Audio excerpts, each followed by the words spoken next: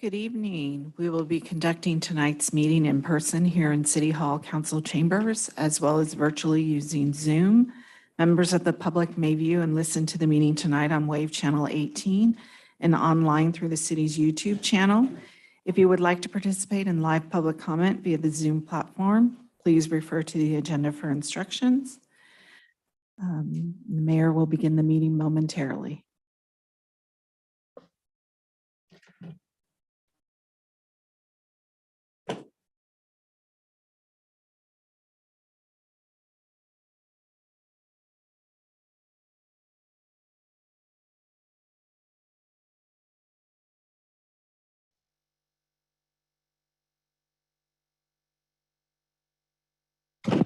Oh, things are lovely, huh? All right, it is 6 o'clock and we're going to go ahead and get started. And before we start the meeting, I'm going to invite my husband, Mark Andreatta, to come and do the invocation. My husband prayed me in as mayor and he's going to pray me out tonight.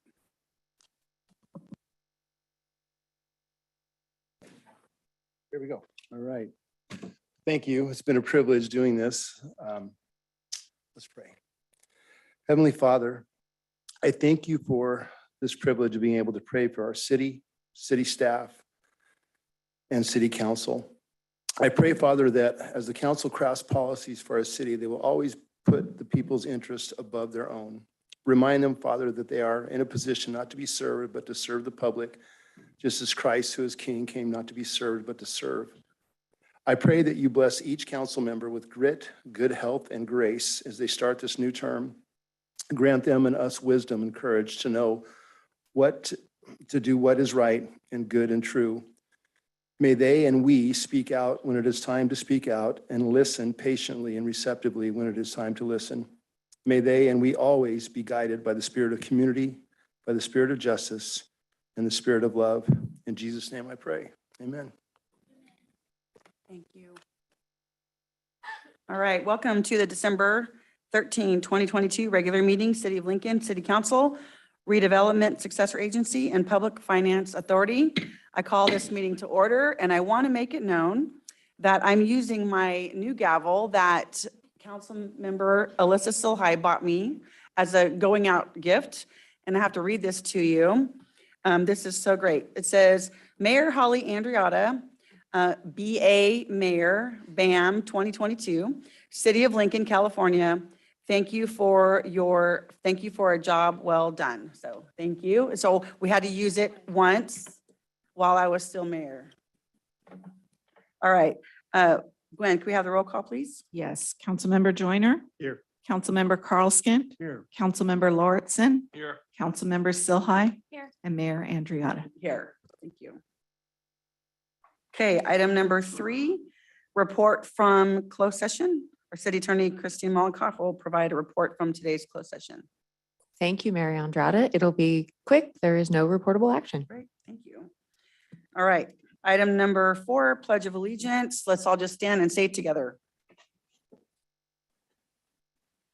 Salute, pledge. I pledge allegiance to the flag of the United States of America and to the republic for which it stands, one nation, under God, indivisible, with liberty and justice for all. All right, thank you all for that. Okay, item number 5. First thing we're going to do is we are going to give recognition to our outgoing council member and former mayor, Alyssa Silhai.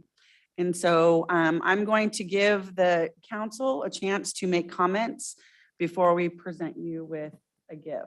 So do you want to start on this side? Yeah, I want to take this opportunity to thank Alyssa for all the good work that she has done while on the city council. She is energetic, intelligent, and has a wide range of legislative experience, which has been a great benefit to this council. She has a true sense of the importance of stability in a city. This stability, in our case, keeping Lincoln, is the keystone to providing nurturing environment for families, businesses, and controlled measured growth. The stability is always a major metric in her decisions and the driving force in her actions. When Alyssa took office, while I'm sure she understood that the city had problems, I'm sure she was unprepared for the onslaught of issues we faced that predated her tenure. Time and time again, we had to address issues that had their genesis 10, 15 years ago. There were many hard decisions that had to be made while she was still trying to get herself grounded. Alyssa's a logical, fact-driven person who has the unique ability to not only ascertain facts to guide her, but also winnow out the perceived facts in the social sphere. This was a great benefit to me because in my world, a fact is a fact and everything else is of no interest. Alyssa fulfilled the function of language org for our city council. She was the sentinel of syntax, the padre of punctuation, the master of the comma, and the oracle of optics. Not a single communication from the city council was free of significant, excruciating discussions for every sentence and paragraph. I consider myself lucky to have served with her and wish her the best of everything. I was going to say thanks for saying only the nice things, but that was better. Dan has been waiting 4 years to get all of that out. So I I'm gonna hadn't, miss it. And the first time there's a grammatical error, I'm gonna be in public comment. I believe that. We won't be able to discuss it with you, however, won't be agendized. So I'm just going to add to what Councilmember Carlskent has already said. You brought a level of discussion and debate that very rarely has existed in this council chamber. And with it came civility and decorum. Previous debates were a little more heated than those that you've brought our way. I hope that that introduction of civil debate remains a part of this body from here on out. I'm very grateful that you brought that. You also brought with you a passion for all those things, as Dan said, that makes Lincoln, Lincoln. Our traditions, our parades, our ceremonies, our gatherings. You have fought tooth and nail to keep those alive. That's important. And long after all of us are away from this dais, I suspect we'll all be fighting for those traditions. I know you still will be. Our phone numbers are in your Rolodex and you'll be calling if we cancel a tree lighting or a parade. And the last thing that was very helpful for me, and Dan touched on it, your experience at the state legislative level, your willingness to share with us what was going on behind closed doors, what was coming, what to be watching out for. Normally, we'd have a lobbyist doing that. We don't. And so you fulfilled that role for us. I'm very grateful for that. Your time here has been very important to the progress of this city and to this council. We're very grateful for it, and I wish you all the best. Thank you for saying only the nice things, which a gentleman does. Oh, that's the Dan. next page. Wait a minute. Thank you, Paul. Bill, would you like to make any comments? No comment. Thank you, Bill. You're welcome. It could have been worse. It could have been worse. Alyssa. So we came in together and it didn't take us very long to become good friends. And I know a lot of people think that we just agree on everything and that we're, you know, in cahoots or whatever. But actually, the truth is we disagreed probably just as much as we did agree. But the beauty of it is that we're still friends. We're able to talk things out, come to our own decisions. Sometimes you changed my mind. Sometimes I changed your mind. Which is hard to do. Yeah, right? But I really appreciate all the things that Dan and Paul said, just your logic thinking and a lot of times helping me see things from another side, being willing to play the devil's advocate. And I really appreciate that. And your expertise and what you brought to this council. But I think what I treasure the most is that you and I changed the tenor of this council. Coming in as the fourth and fifth female ever council members, and then the third and fourth female mayors. And just our different perspectives and just the way we handle things. I think that together we accomplished a lot. And it's going to be really weird without you. And so when I need a good laugh during council, I might text you and, I'm just kidding. I want you to know I love you. I value you. I appreciate you, and you will be missed. Thank you so much. I would love to say that I can find you other people to bring you into my childish antics, but I don't know that there's that many. Well, who would here's the serve thing, that what for everybody you. needs to know is we took several work trips together and we did work really hard. They weren't just vacations. We worked really hard on behalf of the city. But when the workday was over, Alyssa and I had the most fun of any elected in the whole region, probably in the whole state, and everybody wanted to hang out with us because we were the most fun. So Scooter Squad for life. that's right. So we have a presentation for you from all of us, from this council, from the Aw. staff. We have a plaque for you and we have flowers Oh, for you're you. so sweet. Oh, thank you. They're beautiful. Oh my gosh, it's so pretty. You want to read it? Yeah, it says, Councilmember Alyssa Silhai, in recognition of your service and leadership on the Lincoln City Council 2018 through 2022, thank you for your dedication and leadership to our community, City of Lincoln. Thank you, you guys. That's so kind. Let's show it to the audience. So we appreciate you. There you go. Thank you. Can I make just a few comments before? Of course, I was going to ask you what you would like to say. I just want to say thank you, first of all, to the community for giving me this opportunity. It has been truly like a choice 4 years to have the honor of being able to be your voice up here and to navigate with my fellow council members through some really, really difficult, muddy stuff. It was challenging. I like challenges. They're fun to me. It wasn't always fun, but it was satisfying because I do feel like we really have closed a chapter that was rocky and have really been able, I feel good. I feel like what I ran to do has been mostly accomplished, and we have a great city manager. And to your point, Paul, I think that the council dynamics up here, I feel good about them. I feel like the city is on really firm foundation to be able to talk through hard things, handle things that aren't easy or that aren't always, complimentary, and just get to work and do the people's business. And, they've referenced my day job a lot, but in my day job, I represent at the state level local government. And I can tell you that not every community is special like Lincoln. Most aren't. Not everyone has residents who really care. And when they show up, you're so civil for the most part and really wanting to find out how we can help you or you can help us help you, and have a council that wants to do it and who is here for the right reasons. And so it has been really a blessing to me to be able to be a part of a council that has that willingness to try to work together on your behalf, which is how it should be. It's not how it always is. So I do want to thank all of my colleagues up here. It's been a really cool 4 years. And to your point, I think we've worked through some hard things, a lot of really hard things, and a lot of sticky moments where we don't necessarily like what the other person's saying or what you think should be done or what I think should be done, and we've worked through it. And I think for the most part, come to conclusions that are really where they should land, because that healthy discussion gets you there. So I'm going to be watching. We wouldn't expect I'll be anything watching all less. your commas and your comments. So keep doing the good fight. And thank you.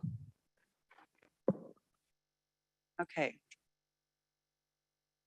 So in just a moment, Ben Brown will take the oath of office. I will take the oath as elected for another 4 years to council, and they will do a mayor rotation. Paul will be sworn in as mayor.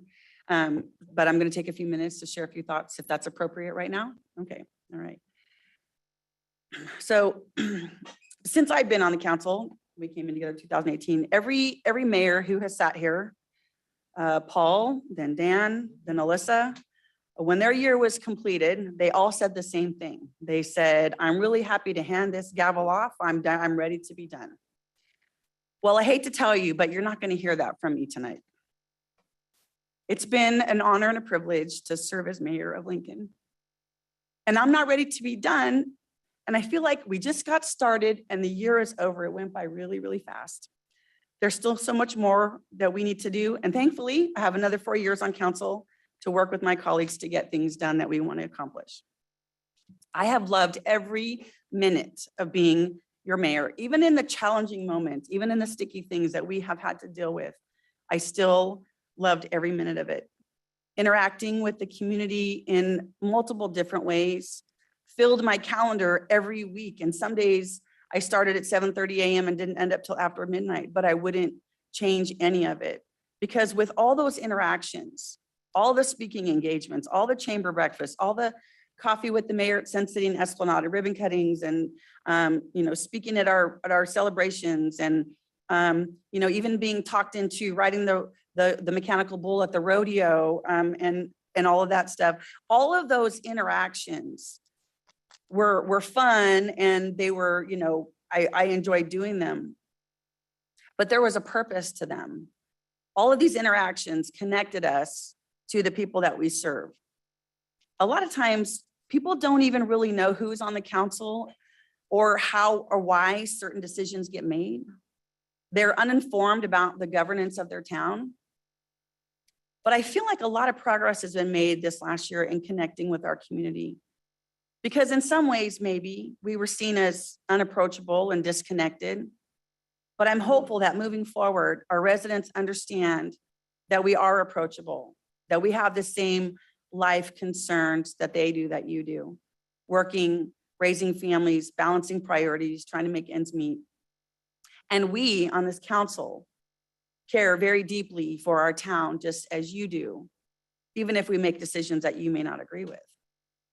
And through all these interactions with our community, there's been a continued and enhanced transparency and communication. We can always get better, but I think that we've accomplished so much in this area, and it's probably the best it's ever been in regards to transparency and communication with our community. One of my first priorities as mayor was to repair and build relationships with our regional partners, such as the United Auburn Indian Community and Placer County, actually. And over the last few years, those dynamics were a bit shaky because of past circumstances, different personalities that were players in there. But I personally spent a great deal of time cultivating those relationships, having hard discussions to solve issues, and working to improve understanding.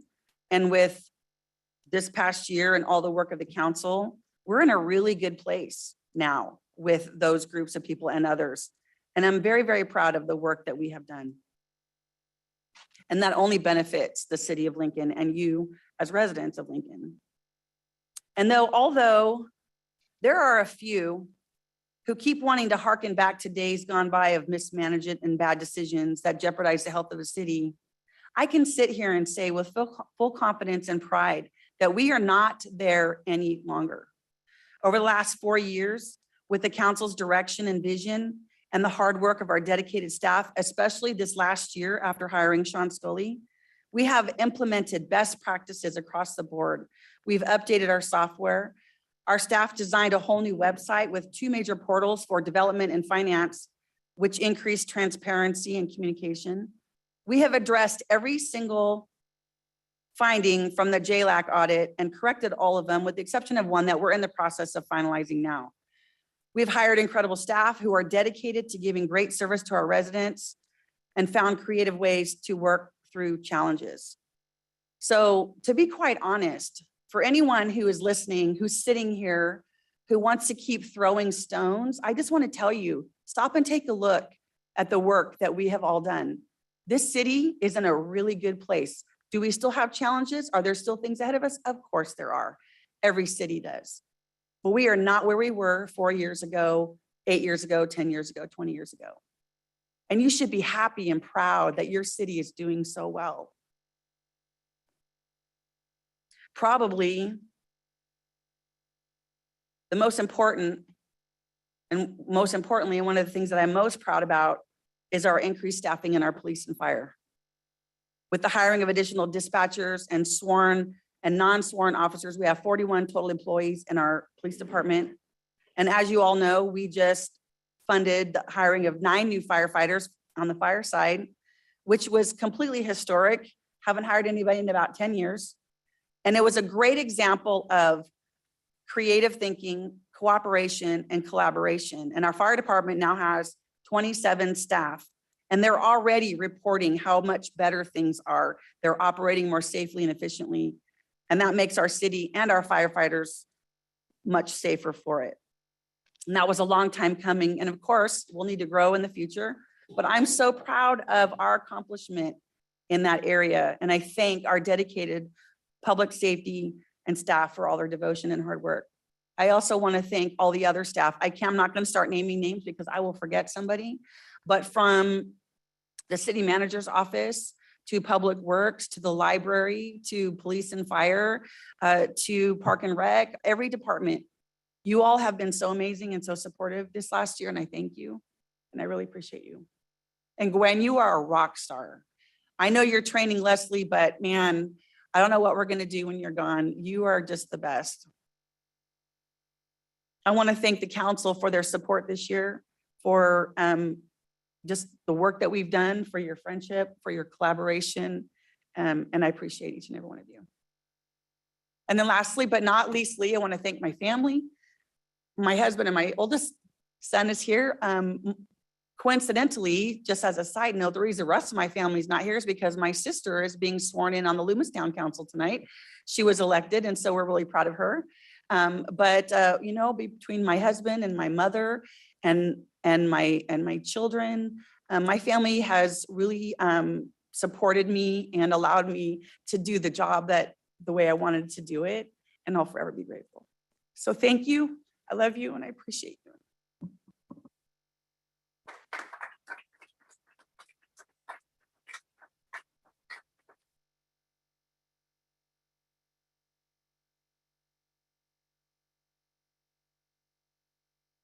We'll give the mayor a break before we do her oath.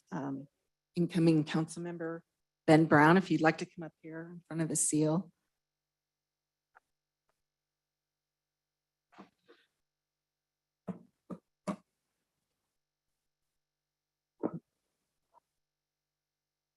So if you'd like to raise your right hand, I state your name.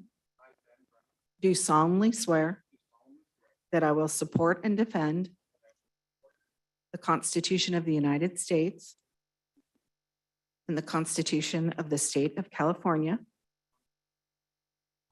against all enemies, foreign and domestic, that I will bear true faith and allegiance to the Constitution of the United States and the Constitution of the State of California, that I take this obligation freely without any mental reservation or purpose of evasion, and that I will well and faithfully discharge the duties upon which I'm about to enter. Thank you. So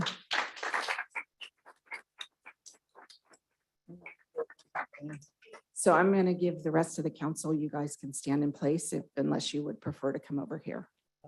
Whatever is more comfortable for you. I'm sorry, what do you want us to do? I'm going to do the rest of the oath. I'm going to do you next. Oh, okay. Okay, so I don't know if you want to stand there or come over here under the Oh, I'll come seal. over there. Okay. Yeah. No turning back now, Ben.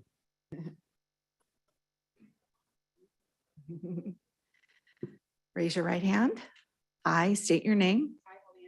Do solemnly swear that I will support and defend the Constitution of the United States and the Constitution of the State of California against all enemies, foreign and domestic, that I will bear true faith and allegiance to the Constitution of the United States and the Constitution of the State of California, that I take this obligation freely without any mental reservation or purpose of evasion, and that I will well and faithfully discharge the duties upon which I am about to enter. Thank you.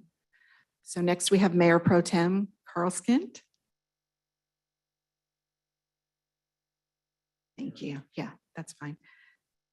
You'd like to raise your right hand. I state your name.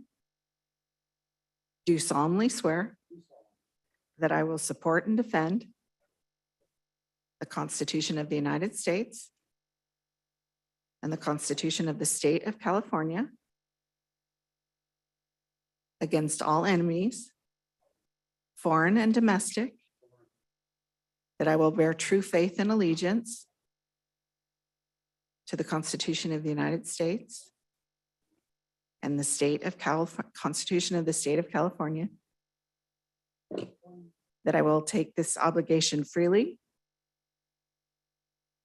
without any mental reservation or purpose of evasion, and that I will well and faithfully discharge the duties upon which I'm about to enter. Thank you. Next, we have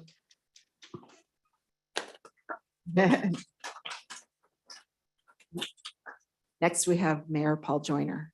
So I state your name, I, Paul Joyner, do solemnly swear solemnly swear that I will support and defend that I will support and defend the Constitution of the United States the Constitution of the United States, and the Constitution of the State of California the Constitution of the State of California, against all enemies, against all enemies, foreign and domestic, foreign and domestic, that I will bear true faith and allegiance that I will bear true faith and allegiance to the Constitution of the United States to the Constitution of the United States and the Constitution of the State of California, the Constitution of the State of California, that I take this obligation freely that I take this obligation freely without any mental reservation without any mental reservation or purpose of evasion, or purpose of evasion, and that I will well and faithfully and that I will well and faithfully discharge the duties discharge the duties upon which I'm about to enter. upon which I'm about to enter. Thank you.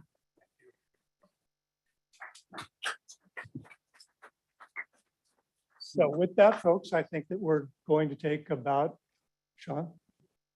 I want to do it after.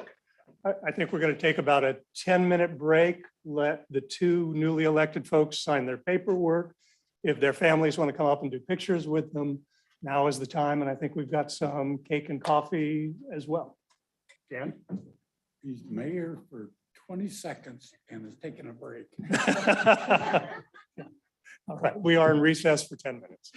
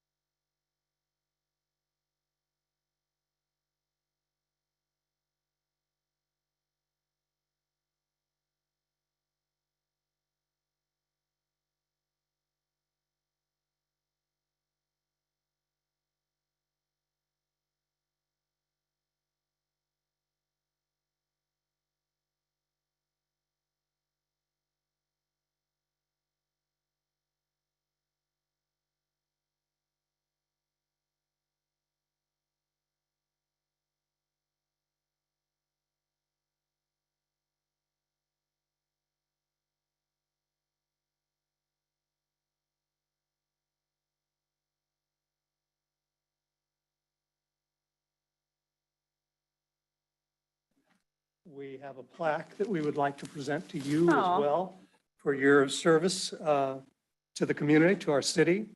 You already ran through so much of what was accomplished this year, but this was an extraordinary year of accomplishments. I've got a quick list of them. Some of them you touched on, some of you didn't. We began with searching for a new city manager, hiring Sean, one of the best things we've done in years. He then led off with staffing up in many of our department heads that were unfilled at the time and brought some extraordinary people on board for which we're all very, very grateful. We took our ARPA dollars and created grant programs for our businesses and for our not-for-profits.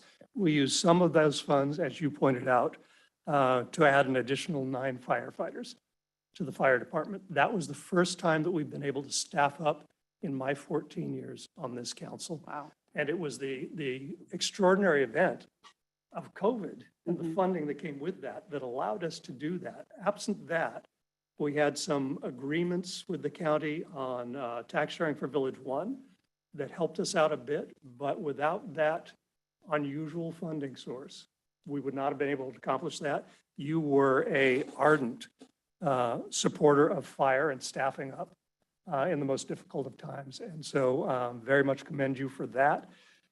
Your community outreach was extraordinary. Beyond that of truly any mayor that I've seen in the region, your engagement, involvement, and constant desire to be in the public, interacting with the public, working with the public is a model for all of us. So thank you for that. And with that, I'm going to go ahead and present you with this plaque. It simply says Mayor Holly Andreatta in recognition of your leadership as mayor, City of Lincoln, 2022. Thank you very much.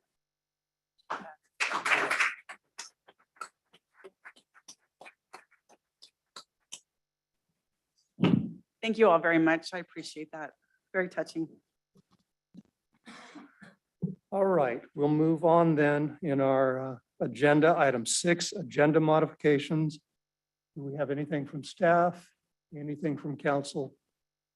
Seeing none, we'll move on to presentations. We have none tonight. Item 8, public comment. This is the time for comments on items not on tonight's agenda. I have a number of cards. We'll go ahead and start with those in the room. My first card is Susan Martinez.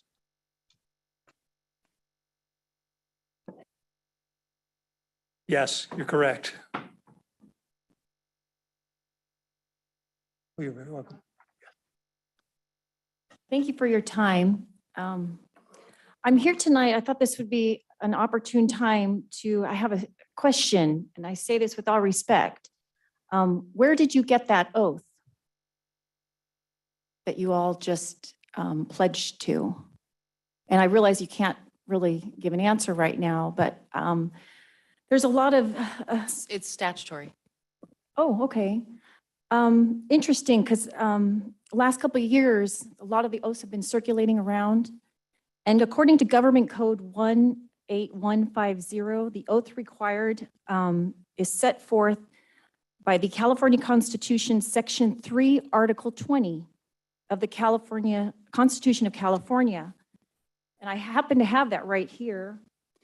California Constitution, Article 20, Section 3. You didn't read the second paragraph. I'm just wondering why.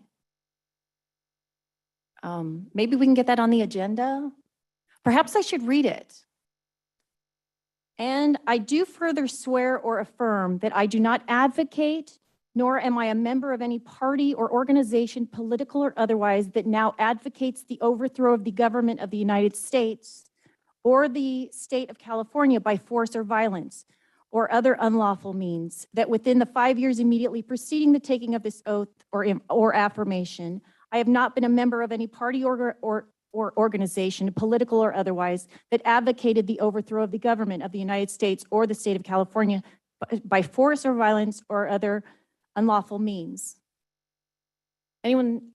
So again, I made this little board, and I have copies for all of you because I'm hoping to get it on an agenda, because as I've said the past 2 years, we've seen a lot of oaths. And again, so Government Code 18150, oaths for anyone appointed or elected, you're required to take the oaths set forth by Section 3, Article 20 of the Constitution of California, which I just read. And yet your oath, and by the way, most in all the county, you only say the first paragraph. It goes on to read, there's also another government code, I'm really just here for answers. Government Code 1360, oath of office, unless otherwise provided following any election or appointment and before any officer enters on the duties of his or her office, he or she'll take and subscribe the oath set forth, Section 3, Article 20 of the State of California Constitution. And again, I've got this nice little board. This is it right here, right here. They read this part. This is on their oath. I have all your oaths right here. They read the first paragraph and they left out the second. I'd like to get that on the agenda somewhere.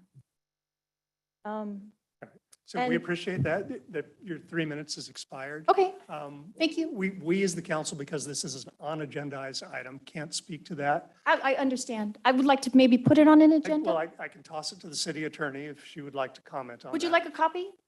I have copies. All right. Very good. Thank you. All right, thank you.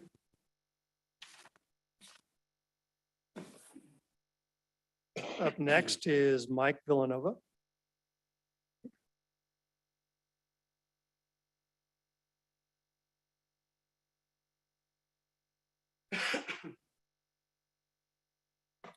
Good evening. My name is Mike Villanova. I live at 1452 Green Ravine Drive. Really appreciate the opportunity to address the city council tonight. Talking about the proposed golf course, disc golf course that's been potentially put in the Auburn Ravine Nature Preserve. I just will say at this point, I'm dead set against it for several reasons. I'll just go through these quickly. This area is recognized as a nature preserve. And it's not an area for any foot traffic. And there's multiple signs throughout the park that state that specifically. So the idea of putting in a golf disc course would be a direct violation of what's signed out there right now. I've lived on my current address since 2004. And what I've seen is a very marked reduction in animal activity, primarily. I used to see a lot of deer because I live right on the green belt itself. And I would walk that area a lot. And I would see a lot of deer, seen a lot of drop off in birds, particularly birds of prey, and specifically red-winged blackbirds. I haven't seen a red-winged blackbird in about 4 years. I don't know where they went, but they're not there anymore. Since the dog's located in a nature preserve, I opposed the dog park for really the same reasons. It's ironic that we're coming back around talking about something I think is going to have similar impacts in terms of just more people, particularly with this disc park is going to bring a whole level of areas that really people aren't supposed to be out there. Of course, the dog park is marked off. I guess golf's apparently a support, but I wonder what the logic and rationale is to consider locating one in a recognized nature preserve. We heard at some gatherings that there's multiple golf disc course in the area. There's one in Rockland specifically. So, it would seem like maybe there should be consideration for either encouraging people to go to elsewhere or maybe staff could be directed to look for more appropriate locations here in Lincoln or the surrounding areas. The preserve is a treasure enjoyed by many, including me. So why would the city of Lincoln consider really, I think, damaging its reputation by approving this golf disc course within it? I think there's better ways to better manage this natural resource, this scarce natural resource. I'm not an attorney, but I've looked at some of the laws and regulations that go into areas where you're starting to look at things like vernal pools and endangered species and things. And I think what's being proposed, as we understand it, there would be some real interest in groups like Sierra Club, Army Corps of Engineers. It's already weighed in on and made some initial determinations, but there's a lot of other state and federal agencies that would certainly, I think, be very interested in this action moving forward. And again, I'm not an attorney, but I would be very surprised if this moves forward at some point, that there would be a lawsuit filed. And I would actually support that.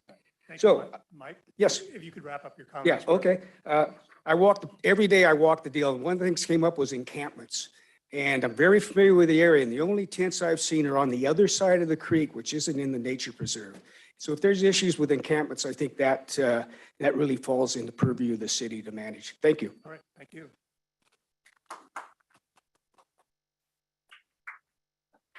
Folks, I'm going to ask you to hold your applause or your boos, for that matter, for anyone coming up to the podium. It could intimidate someone who might have an opposing position. So we tend to try not to express support either way, so that everybody feels free and welcome to come up to the podium.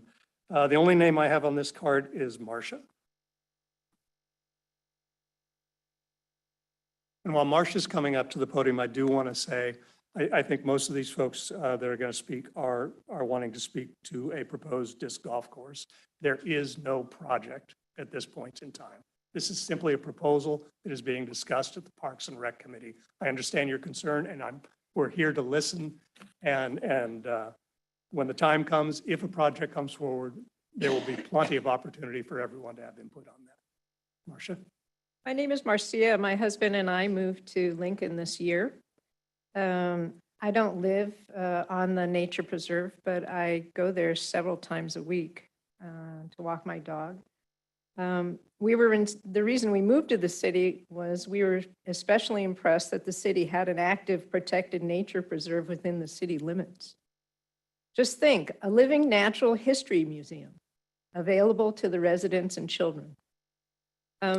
A nature preserve is an area of land managed to conserve wildlife or plant habitat by keeping the area safe from injury, harm, or destruction from harmful human activities.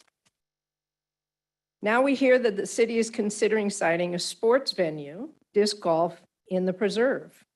We're not sure whose idea that was to site a sports venue inside a nature preserve.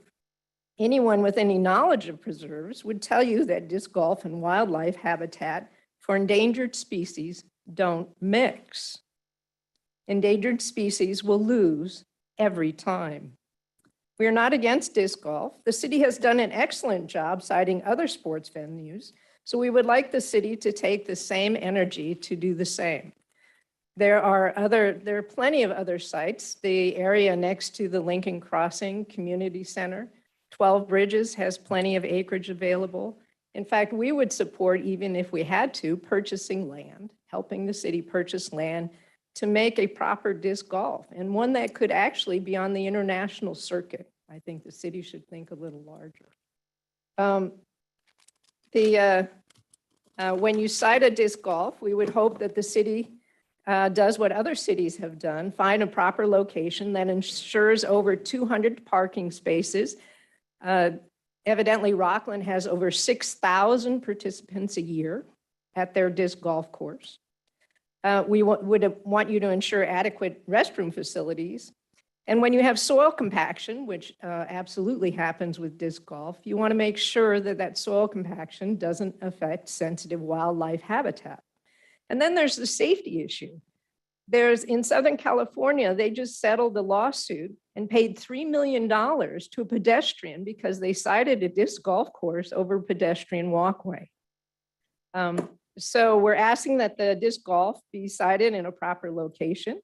We're asking that, just like the invocation said, do the right thing, protect and preserve the Lincoln Crossing Nature Preserve, and locate the disc golf course elsewhere. Thank you. Thank you. Next is Linda Miller. Linda Jo Miller.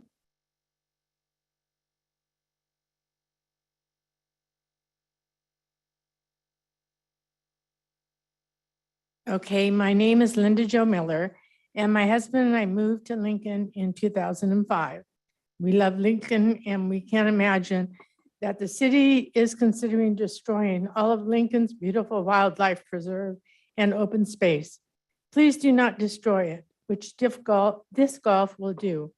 I'm for disc golf, but not, please, not in our Auburn Marine Preserve. Once this preserve and wildlife habitat is destroyed, it can never be brought back. You will be destroying it for our children, grandchildren, and all the people of Lincoln. Now I would like to read a letter that we received from the Sierra Club. This letter was also sent to Mayor Hawley, Major Pro Tem Paul, Scott Boynton, Placer County Board of Supervisors, and the U.S. Army of Corps of Engineers. Ladies and gentlemen, we are concerned about the project to build a disc golf course in the long-established Lincoln Crossing Nature Preserve. The Sierra Club believes the change from open space to a disc golf course will have a strong negative effect on natural resources. It is essential that this project go through a full review of environmental impact. The extended community of residents, interest groups, and local government entities need to be involved in any decision to change land use in the park as consistent with both legal requirements and responsible government. The Placer Group of the Sierra Club was approached by a group of concerned citizens from Lincoln who informed us of a proposal by the Park and Rec Department to change 63 acres from a designated natural preserve to a disc golf course. It appears that this open space has been preserved as a mitigation effort in response to past development buildings and as such has a protected status. The area provides valuable wildlife habitat that is enjoyed by Lincoln residents and others. We insist that the city of Lincoln put on hold any plan to quickly convert this open space to a disc golf course and instead allow time for community groups to come together in a deliberative and legal process, which will allow for the best decision and use of this property. The Sierra Club looks forward to working in partnership with all interested parties, finding a suitable location for disc golf in Lincoln, just not in the preserve. Thank you for your time and consideration. Regards, Harry White. Thank you. Thank you, Linda Jo. Oh, you guys are trying to kill me with the names tonight. Zerlinda? Is that correct?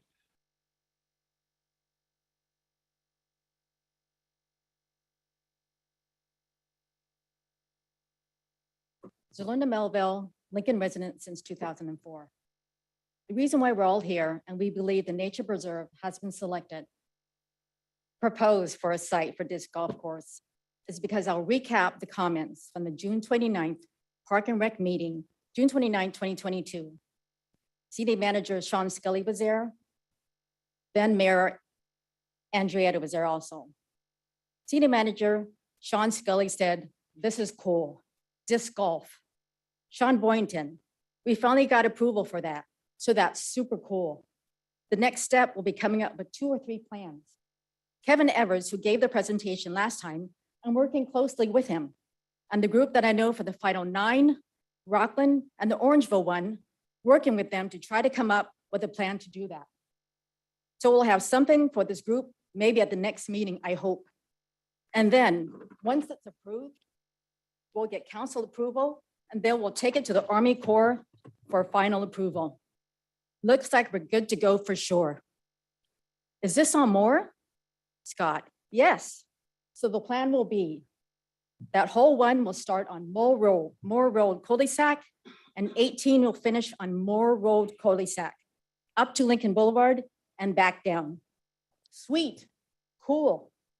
That's such a good location. Perfect. There's a lot of homeless we can run out of there by doing that. Sean Scully, I was almost fell out of my seat when I saw Scott go to the Army Corps of Engineers to approve that. You deserve a medal or something. Scott says, it's a tough one to get them to change if it's not in a specific plan. Originally, it's tough to get people to do that.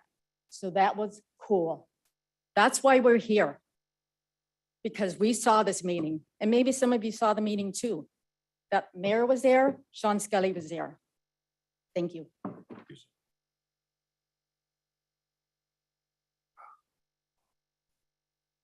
Or is it Pat?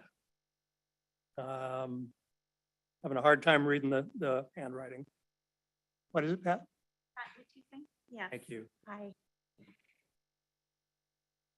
We moved to Lincoln Crossing in 2018, and one of the reasons was that we could take nice walks close by to our home in our nature preserve. It was a big reason. I'm glad you're just in the gathering information stage. It's really important. But I would like to share that my research has shown that even though I like the idea of a disc golf course for the neighborhood, not my neighborhood where the preserve is. As the Sierra Club has stated, they believe that the change from an open space to a disc golf course will have a strong negative effect on natural resource.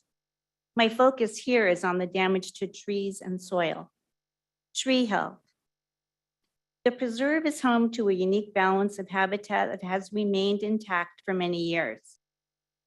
Disruption will lead to tree damage. Tree roots are sensitive to any environmental change, such as soil compaction, increased irrigation, and paving.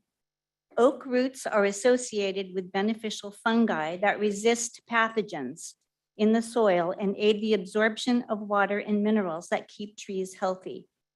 The fungi are easily killed by changes in soil condition. Activities that damage roots and disturb the soil environment include grade change, trenching, pavement, soil compaction. They can also sever roots. To keep native trees healthy, it's important to know that trenches made within 10 feet of large oaks is very damaging. Also, there's soil compaction. It causes suffocation from lack of oxygen, the inability to retain water and essential elements, causing death or gradual decline. Impermeable soil, including concrete pads, restrict the amount of air, water, and minerals available to the roots, ultimately leading to their death. Soil compaction via frequent human traffic and/or heavy equipment would occur in increasing over time. Imagine what 6,000 people a year would do to the soil. Oh, by the way, speaking of compaction, this is also a floodplain. Soil compaction will reduce the infiltration and storage of water, increasing any floodwaters to spread. Lastly, damage to surrounding plant and grass life, including the tree bark. As a result of frequent foot traffic, the forest floor becomes muddy and lifeless. Tree bark is cut, damaged from the discs, allowing harmful insects and disease to enter. In time, a tree will die. Important habitat will be destroyed. I believe that disc golf can be enjoyed by many. I don't believe the Auburn Ravine Nature Preserve is the superior choice. I urge the city of Lincoln to uphold the preservation of our community's natural resource for generations. Thank you. Thank you, Pat. Paul Voss.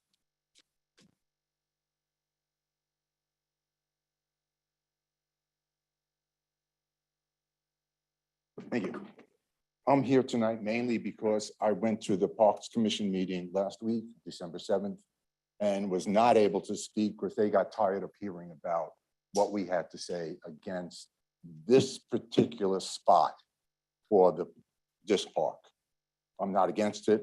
I went to the park in Rockland and saw for myself what it did to the ground. First of all, there was plenty of parking in Rockland. Second of all, there was restrooms there. Third of all, you had to walk past everything else to get to a separate area where the disc park is located. That is not the case here. I'm considering the liability to the city, such as that Southern California city that just closed down its park because somebody got hit in the head and lost the sight of one eye. It was a multi-million-dollar settlement. The gist of that was that the city closed the park and said it should not have been put in a multi-use area. Not only do you have a walkway running along this course, you have 3 cross paths going up to the Mossdale Court, Green Ravine, Allenwood Drive. These go right across where people are going to be throwing the disc. Do you not consider that a liability? a possible liability. So again, we're asking that this be moved someplace else and not in this particular location. Thank you, Paul. That is all the cards I have. Do we have anyone online that wishes to speak? I got you, Byron. Mayor, we do have a number of folks, but I don't see any hands raised. Thank you. Byron, if you'd like to speak, and anyone else in the room that might wish to speak that has not submitted a card, get ready to do so.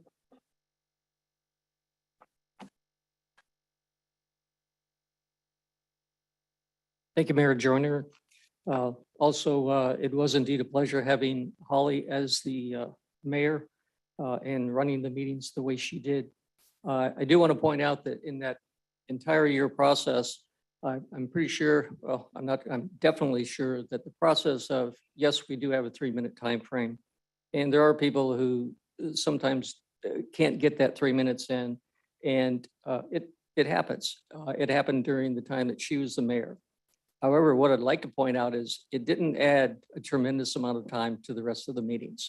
It did not get to the point where we were here for 11, 12 o'clock at night, even when the room was packed. I'm not suggesting that you change the 3-minute time frame. What I am suggesting is that the compassion in which the people come up here and make their presence known. When Holly was the mayor, I honestly felt that the environment of the room was so much nicer. It was so much more inviting. People who don't know the procedures that come up here were given the opportunity and were simply, this is what you do, and they would come up. And I've seen over the year more and more people get involved coming to the chamber, which I think is terrific. So with that, I would hope that by utilizing that, and again, being at the council meetings, I realize that time, it is marked, but there are many people that come up here and just don't know. So if once in a while that happens, maybe gauge the process in which they're trying to get out on that information. And secondly, most importantly, it just makes everyone else a little bit more comfortable. And the other item is, I'm over in the 12 Bridges area, and I too moved in over a decade ago, and directly across the street on 12 Bridges, as you go from the elementary school up the hill. When we first moved in, we had hawks, pheasants, deer, wild turkey, quail. We don't have that anymore. And the primary reason is if you come up and look at it, its entire area is now totally encircled by houses. There's absolutely no way other than a bird can you get in and out of that. And we no longer see that. And that disappeared about 6 or 7 years ago. So what they're doing with mentioning the golf course there or the disc, yeah, it does become a problem and an issue. But with that, my last comment is the words that were spoken here tonight, the oaths that everyone take, I would hope that the public and everyone else really understands the necessity for that. And most importantly, the words aren't just paper printed. It literally has the justice. Our nation has been literally thrown upon the point that it needs to be followed, and our Constitution is indeed an issue. So with that, thank you very much. Thank you, Mr. Chapman. Anyone else wishing to speak on an item not on the agenda tonight? Mayor, we did have 2 hands go up in Zoom. All right. Kim, please go ahead. Kim? Hi, I'm sorry. Can you hear me? Yes. Okay. First, I'd like to thank everybody for their service on the city council tonight. I'm here also to talk about the Auburn Ravine. My name is Kimberly and I'm a resident of the city of Lincoln. I would like to recommend not adding any active recreation like disc golf course to the Auburn Ravine Nature Preserve. I'm concerned that adding a disc golf course would certainly change what this park offers now and that our nature preserve would be lost. I am respectfully urging you to consider a more suitable location that would better accommodate disc golf. I'm here today to talk about what makes Auburn Ravine very special for the city of Lincoln as a nature preserve. Many people enjoy walking, jogging, cycling on the paved trails through the beautiful and serene preserve. You rarely see anyone off the paved trails, leaving the surrounding space natural, free, and damaged.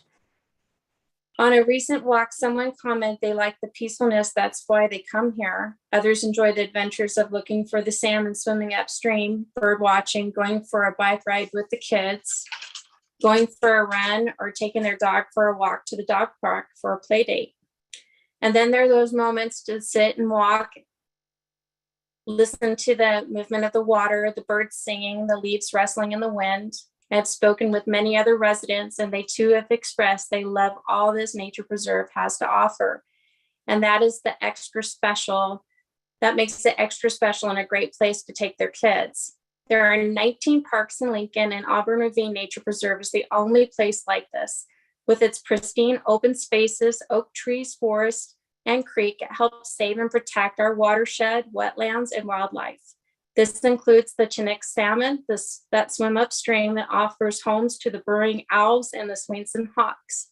There is so much more to this unique ecosystem where the flora and fauna rely on each other, being cohesive and symbiotic. Having a nature preserve also allows for education, exploration for our young scientists, reduction in stress, and a place to reflect and appreciate life. A place to slow down is also a migratory place for our birds, wood ducks, beautiful egrets, and heron that live here. This is truly a special place. We are asking that you, the city of Lincoln, to please keep this protected as a nature preserve for our children and our future. The city is really growing so fast. It's nice to have a special place like this. And I thank you for your time. Thank you, Kim. Next, we have Ted Batosing. Please go ahead. Ted.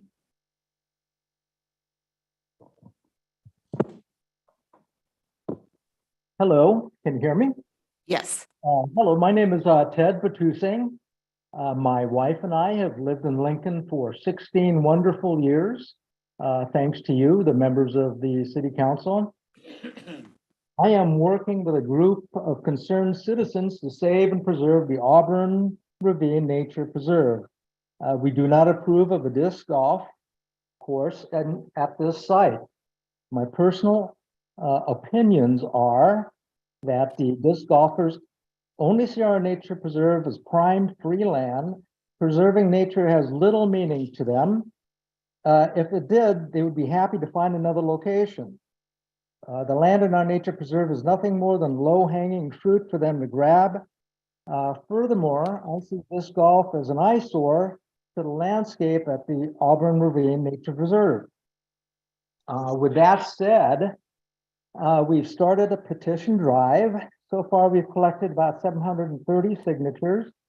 I'm guessing by the end of next week, we'll have about 1,000 signatures. Our goal is to show you in numbers how important it is for you to protect and keep Auburn Ravine Nature Preserve as is now and for future generations. I will read to you just a few of the many comments posted on our petition website. This lady says, I take my grandkids on walks through the preserve and teach them about nature. Please don't destroy this beautiful natural habitat. Sports venues can go anywhere, but natural preserves like the one we have is blessed and very special. This person says the area is a nature preserve. Several protected species call this area home and will be forced out of nesting sites, and the potential for injury or death to these endangered species is high. There are far more appropriate areas to have disc golf courses in this area. This lady says, I'll sign it. You can't walk through Condon's disc golf course in Grass Valley without having your eyes peeled so you don't get clobbered by a disc that can give you a traumatic brain injury. They've taken over the park. They've put baskets right next to the walking trails. They've also masticated most of the understory shrubs, which reduces wildlife habitat. A nature preserve is meant to preserve nature, not to entertain humans. This person says we need more nature preserve, not more disc golf courses. The sport is a fad that will die out. Destroying wildlife habitat for a passing fad is just wrong. I hope you hear what we have to say. and that you do not allow a disc golf course in our Auburn Ravine Nature Preserve. That would be a wise and popular decision. Thank you. All right, thank you, Ted. Anyone else wishing to speak on an item not on tonight's agenda? Being none. Normally, we are not supposed to respond to these things. I will do it very quickly before the city attorney gets angry with me. Speaking for the entire council, I think I want to assure you, we hear you. We have to let this process play through. Right now, this is simply a discussion going on at a committee of the city, at the Parks and Rec Committee. There's been no recommendation come forward. There's no funding source. There's no plan. If and when that comes before us, it will be agendized and there will be a very large conversation about that. I can assure you of that. Sean, would you like to add anything to that? No, that's consistent with the current status. All right. With that, we'll move on from public comment to the consent agenda. Do any members of the council wish to remove an item from the consent agenda? Nope. Any member of the public wish to have the council remove an item for discussion? Mr. Chapman.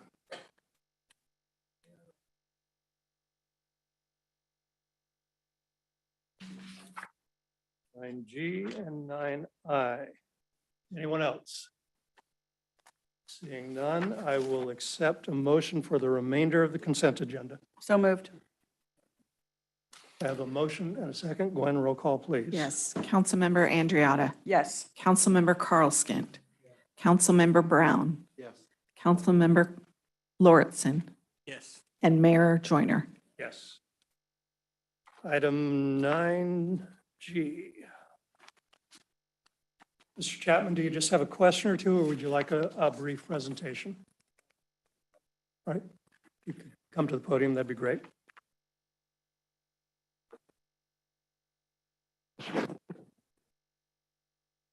Once again, Byron Chapman, Mayor, council members, city staff, and those here taking the time to come out. On that particular item, it covers a contract for the garbage runs and that sort of thing.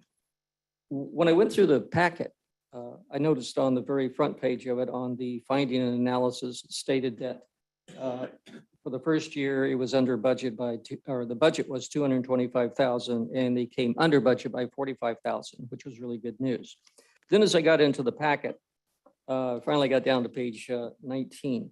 And on item number 6 of that page, it simply states that my concern is that we have a 3-year contract. But it also states in the section here is that if so needed, an agreed time period could be changed down the road beyond the 3 years. And I'm wondering is what kind of change would that be? I would think that that would be into the contract for the 3 years. And lastly, on the 45,000 that would be saved for the first year, would that be incorporated in savings also for the entire project, or will that be taken up? And my last question to that is on year 2 and year 3. I didn't read anywhere, maybe I overlooked it, as to what the costs would that be. And I'm just concerned that if we get down the road, how long, once this is in place for 3 years, how long will it be useful for the city unless we have to go to something else? Thank you. Thank you, Mr. Chapman. Yeah, thank you, Mayor. I'd like to have Jen Brown address that. She's been leading this project. Yeah, so there's a lot of questions. So if I miss something, let me know. But as far as the change in the contract down the road, what we like to do is have a 3-year contract with the ability to extend an additional 3 years, so that if the software is working for us and providing the efficiencies that we were looking for, we just would like to be able to extend the contract for another 3 years without having to come back, renegotiate the contract, go out, find other things to do. The other thing is it was a budgeted capital project, and in capital projects, we only budget for the first year. So that's implementation, the hardware we need to buy, the first year of the software, and then all years after that, within the 3-year contract, we budget annually. So the $45,000 that is the savings of the capital project would just end up going back into its fund. Then I'm sorry, what was another question?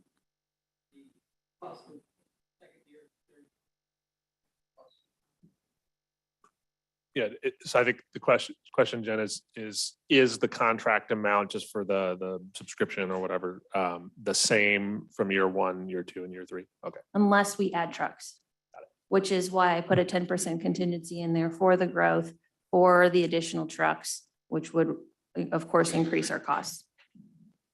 That address your questions? Okay. All right. If there are no questions from council, no discussion, I'll go ahead and accept a motion on this item.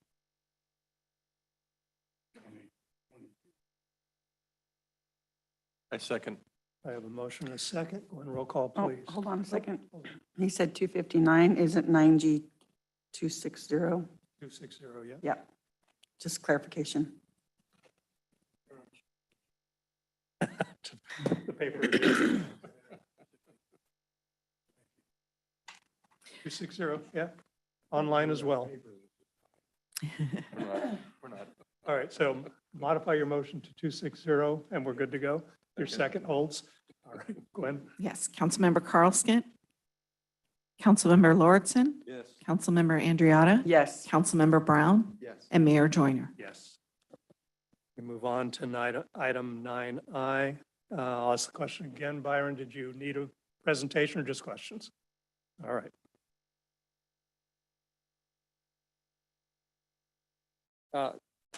Thank you again, Mayor, council members. As I went through the packet, and for those that are listening, it has to do with the garbage containers and ordering those up front. 4 questions, basically. 1, in the packet, it didn't state that what's the average use time of any of the trash containers. I personally, we've been there 11 years and we haven't changed ours out, and they are pretty good. So I'd like to find out the life shelf of that if possible. How many containers are needed on any given year, counting residential and commercial? So what's the total number there, whether it's a day or a year? 3rd question, in the past years, how many containers are replaced each year on an average? Last question is, with inflation in mind, it doesn't just affect garbage containers, because in the packet, it stated that by double ordering these, we could head off the amounts that inflation would bite into. But the way I look at it is it doesn't just affect the garbage containers for items to purchase.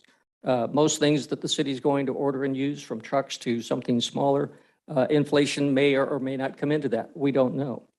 And my thought is that in order for the company or the city to double order this, I believe that the money spent would be better to buy other items that are needed. And then when we get to that, because we truly don't know. As an example, this evening, when I went to buy gas, it was $3.65.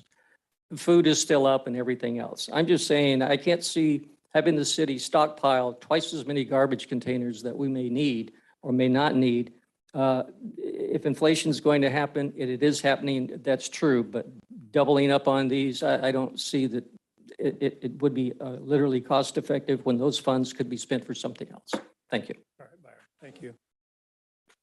John, you want to take this or you want to toss it to Angela? Angela, why don't you come up, and I got a couple of the answers, and maybe you can handle the replacement one, because can't get that one off the top of my head. So this recommendation is actually, to us, just a pretty simple business decision. It's not simply that the replacement cans split periodically and we have to go and replace them. The average shelf life could be anywhere from 10, or if you don't use it all that often, to 20 years. I mean, it's pretty heavy duty plastic. The problem we have is more practical than that. It's demand. And there, as we say all the time here, there's a lot of building going on in and around Lincoln. And even with the changing economy, we still are seeing significant numbers of building permits come on a variety of projects. And one of the sort of practical issues we've run into is there was a time a few months ago where we were actually worried we weren't going to be able to provide cans to some new folks that were moving into their homes because we were like down to less than 50, right? Or something like that. So we want to make sure we have a sufficient stock in place. The question about, or the answer, or the statement about inflation, I think that's well taken, though we really don't see this particular physical order going down in the future. The demand, at least in California and certainly in this area, for housing will keep the pricing pretty consistent. We've seen that over time. And then the question was how often, do you know, Angela, roughly how many per year we replace just because they're split or broken? That one I don't have offhand. And good evening, Mayor and Council. Angela Frost, your Environmental Services Manager. And I was taking note, so I can get back to you on the annual numbers, but this year in particular has been exceptional, probably not your typical year. So the average use life on our garbage cans is about 12 years, but you're right. We were talking to our supervisor this afternoon, and there are some cans that are 30 years old. And some of the newer cans, they don't make them like they used to, but they should have a pretty long shelf life. But the ones we are handing out are for new development. Some occasional repairs and replacement, but it's mostly going to the new homes that are coming in. So hopefully that answers the first question. And then I can definitely pull the annual numbers for you and look into that specifically for 2022.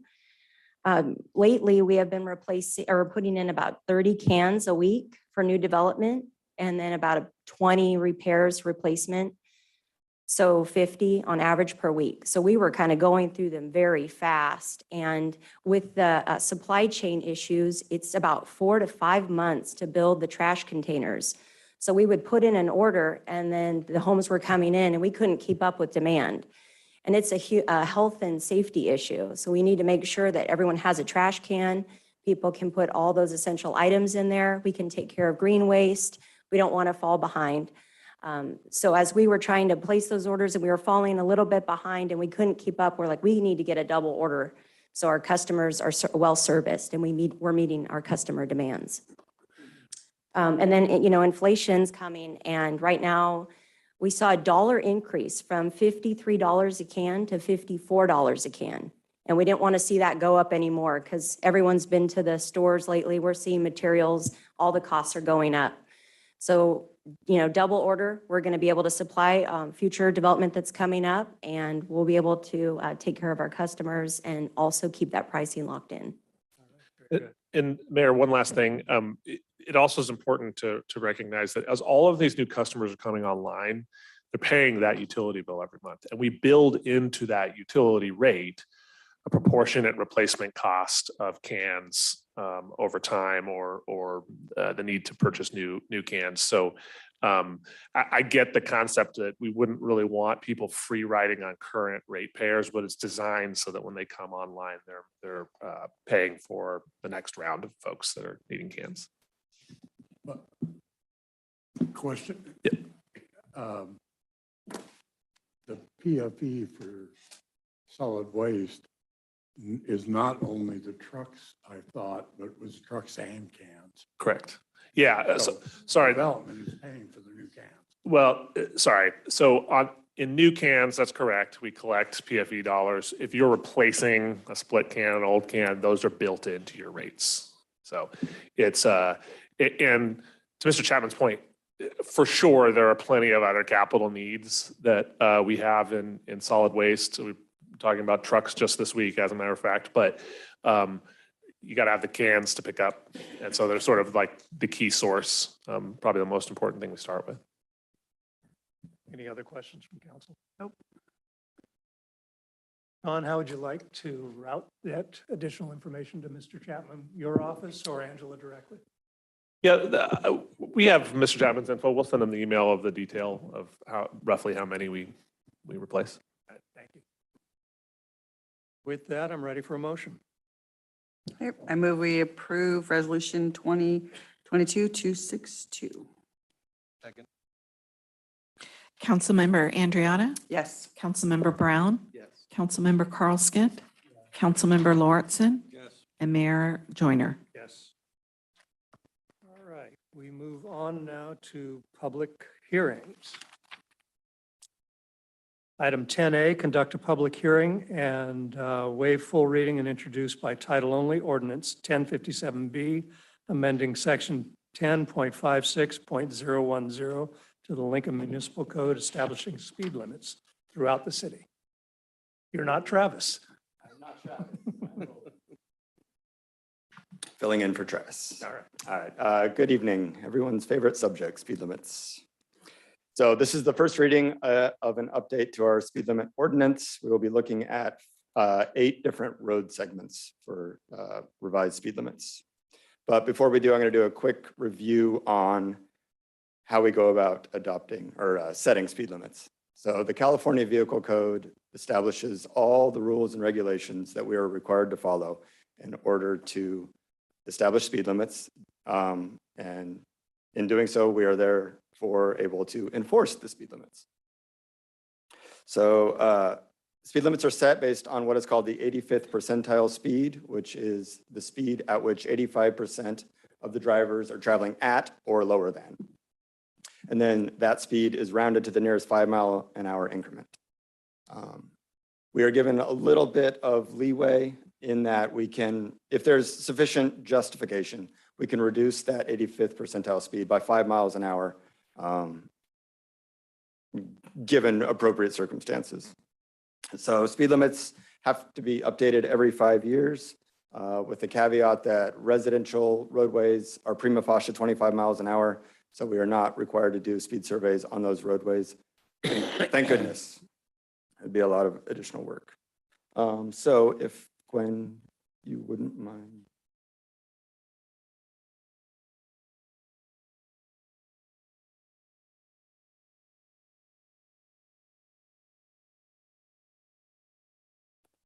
I'm going to advance it. There, perfect, thank you. All right, so here is a map of the 8 roadway sections that are under discussion tonight. These are showing the existing speed limits out there right now. So I'll just run through these real quick in numerical order, starting with number 1, which is in the upper left-hand corner. It's Brentford Circle in the Lincoln Crossing neighborhood. The existing speed limit out there is 35 miles an hour. Number 2 and 3 are both on East Joyner Parkway. 2 is between 12 Bridges Drive and then the roundabout at Fieldstone Drive to the south. And the existing speed limit is 35 miles an hour. 3 is from the roundabout at Fieldstone Drive down to the southern city limits at Rockland. The existing speed limit is 45 miles an hour. 4 is East Ridge Drive between Bradbourne and Omega Drive. The existing speed limit is 35 miles an hour. And then we jump over to the Bella Breeze area. There are 4 roads out there that never had speed surveys conducted on them. So we're establishing speed limits for the first time on these 4 roads, which are Bella Breeze Drive, Dresden Drive, Galewind Drive, and Colonnade Drive. So here is a map of the updated proposed speed limits. So we will start with number 3, Brentford Circle and Lincoln Crossing. That road is proposed to be reduced from 35 miles an hour down to 30 miles an hour. Number 4 is on East Joyner Parkway between 12 Bridges and the new roundabout at Fieldstone Drive. It is proposed that speed limit will be increased from 35 miles an hour up to 40 miles an hour. Number 7 is Bella Breeze Drive. It will be established at 35 miles an hour. 8, Colonnade Drive, same, 35 miles an hour. 9, Galewind Drive will be set at 30 miles an hour. And then Dresden Drive is number 10, will be set at 25 miles an hour. What else? So all of the proposed speeds shown on the map, we did take advantage of that. We found justification to take advantage of that 5 mile an hour reduction, with the exception of Brentford Circle. The 85th percentile speed came in such that it is 5 miles an hour lower than the existing posted speed limit out there. So we did not reduce it another further 5 miles an hour. It's good to see it being reduced. The new school is in that area. Exactly. It's impacting this. Yep. So just as a summary, One speed limit will be reduced, that's Brentford Circle. One will be increased on East Joyner Parkway between 12 Bridges Drive and the roundabout. And then we're establishing 4 new speed limits in the Bella Breeze area. And the remaining 2 speed limits, remaining 2 road segments will stay the same. I'll go ahead and open it up to the council for questions before I go to the public. I have just one quick question, Roland. On the East Joyner Parkway, that's being increased 5 miles an hour. You guys do that just based on what people are driving, right? Yeah, right. So it literally is a trained technician sitting out in an unmarked vehicle with a radar gun and shooting people's speeds. Okay. And then compiling that information to determine that 85th percentile speed. Yeah. So it's based on current traffic flow. And it has to be done in off-peak hours such that you have free flow traffic. So it's considered cheating if you're doing it during like pick up and drop off time at the school. Okay, thank you. Was that increased because of the widening project and the roundabout? Yeah, and to be honest, we were waiting to get the roundabout done. We've been negligent. It's been a few years since we've conducted a speed survey out there. So we wanted to get the roundabout in. The speeds have probably ticked up quite a bit in the past couple of years, but we were holding off to get the roundabout in to see a true accurate representation of how things are now. Any other questions from the council? Any member of the public wish to speak on this item? This is a public hearing. It is a public hearing, you're right. It's been a while since, don't be laughing at me, it's been a few years. Go ahead and open up the public hearing. Anyone wishing to testify on this item, please come to the podium and do so. Mr. Chapman, I'm going to take Mr. Garabedian first. Thank you. Mike Garabedian. I have a question about what the length is of Joyner Parkway for this, from where to where. I've noticed in the last 3 years that people are going faster and faster, and I don't think it's a good idea to encourage that. Mr. Garabedian. Mr. Chapman.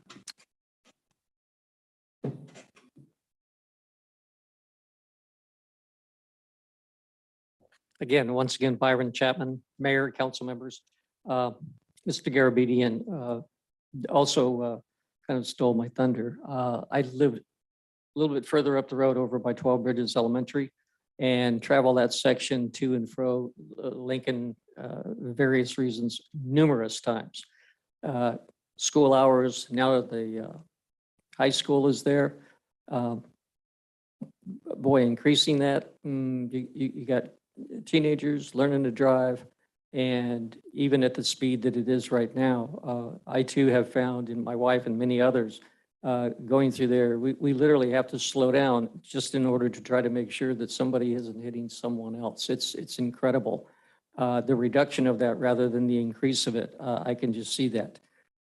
A side note, there at 12 Bridges, from elementary high school on 12 Bridges up to the hill going up to Catamadera, once that was increased to 50 miles an hour, getting out of the only intersection and exit is on Dunlewy, approximately halfway down between the school and the top of the road there on 12 Bridges.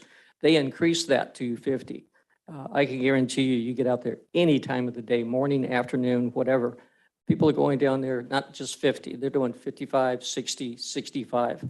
And again, it's not part of this survey, but I would like to hope that someone else would check that because it's incredibly dangerous at that intersection. So thank you.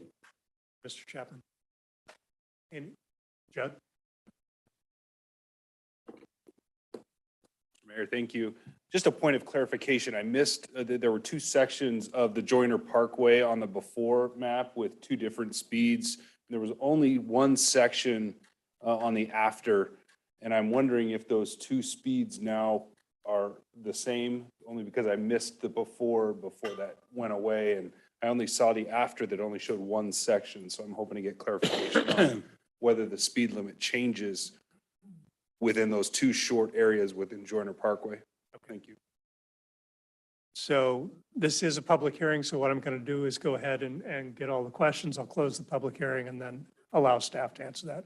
Anyone else wishing to testify on this item?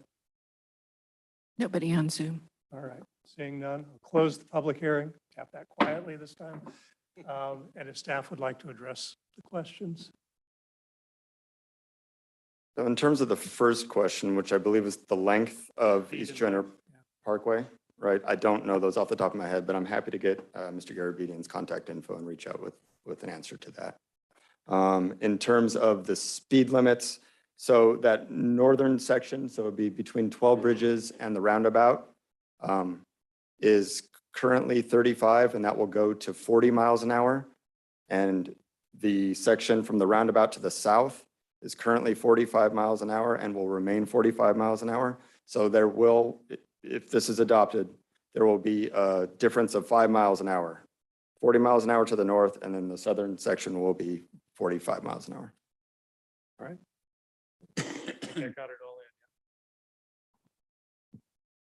If there's nothing else, no other questions from council, go ahead and take a motion.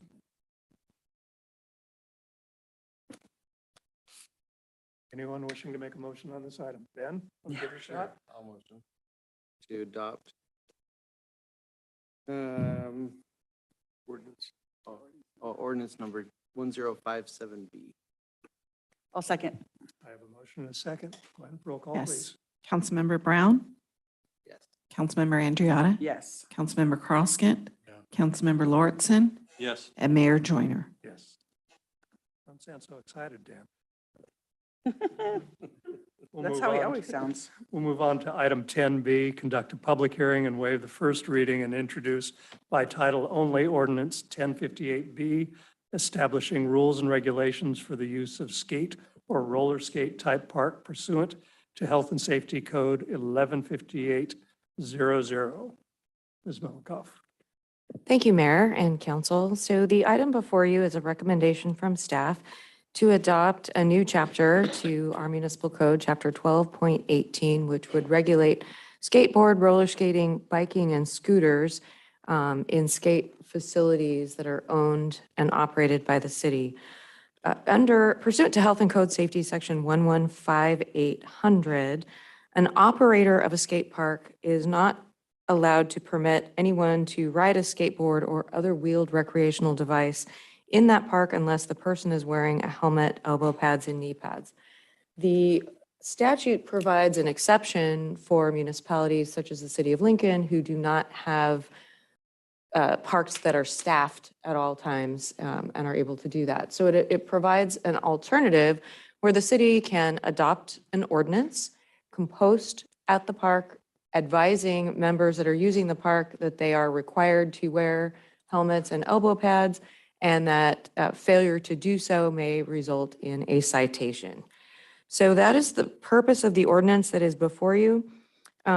This designation, if the ordinance is adopted, provides the city council with what is known as statutory immunity, which is essentially an additional layer of insulation of protection so that if someone is injured by using the park, whether using elbow pads or not, or helmets or not, then if the city were to be sued, the attorney that represents the city in that litigation, either myself or outside counsel, could first and foremost allege that we were entitled to this government immunity pursuant to Section 831.7 of the Government Code, which deems that type of skateboarding activity as a hazardous recreational activity. That would be in addition to any of the other legal defenses that we have under California law, which would include joint negligence, assumption of risk, those types of things. And so this is really an additional layer of protection for the city.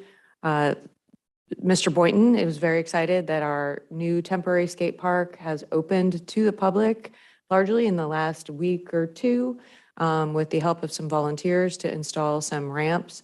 The signage is already in place. So we made sure that well in advance of this hearing, once the parks was open, that the appropriate signage is already in place. So this would not go into effect. There would have to be a second reading and then it would go into effect 60 days later. So we would still have those other legal defenses available to us if someone unfortunately were injured in the interim. But after the 60 days expires and the ordinance becomes effective, we would have this additional layer of liability protection to the benefit of our joint risk pool. So with that, if there are any questions, I'm happy to entertain them. All right, questions from the council? Not really a question, just a comment that I think this is a really smart step. I think I'm fully supportive, and I'm also really excited that our temporary skate park is open. That's, as everybody knows, that's something very near and dear to my heart. And as we move forward and looking at building our permanent skate park, it would be good to have this already in place. So I'm fully supportive, and thank you for bringing this forward. Being none, I'll go ahead and open up the public hearing. Anyone wishing to testify on this item, please come to the podium. No one in the room, anyone online? No. All right, I'll close the public hearing and open to motion. Okay, I move that we approve ordinance 1058B. I'll second.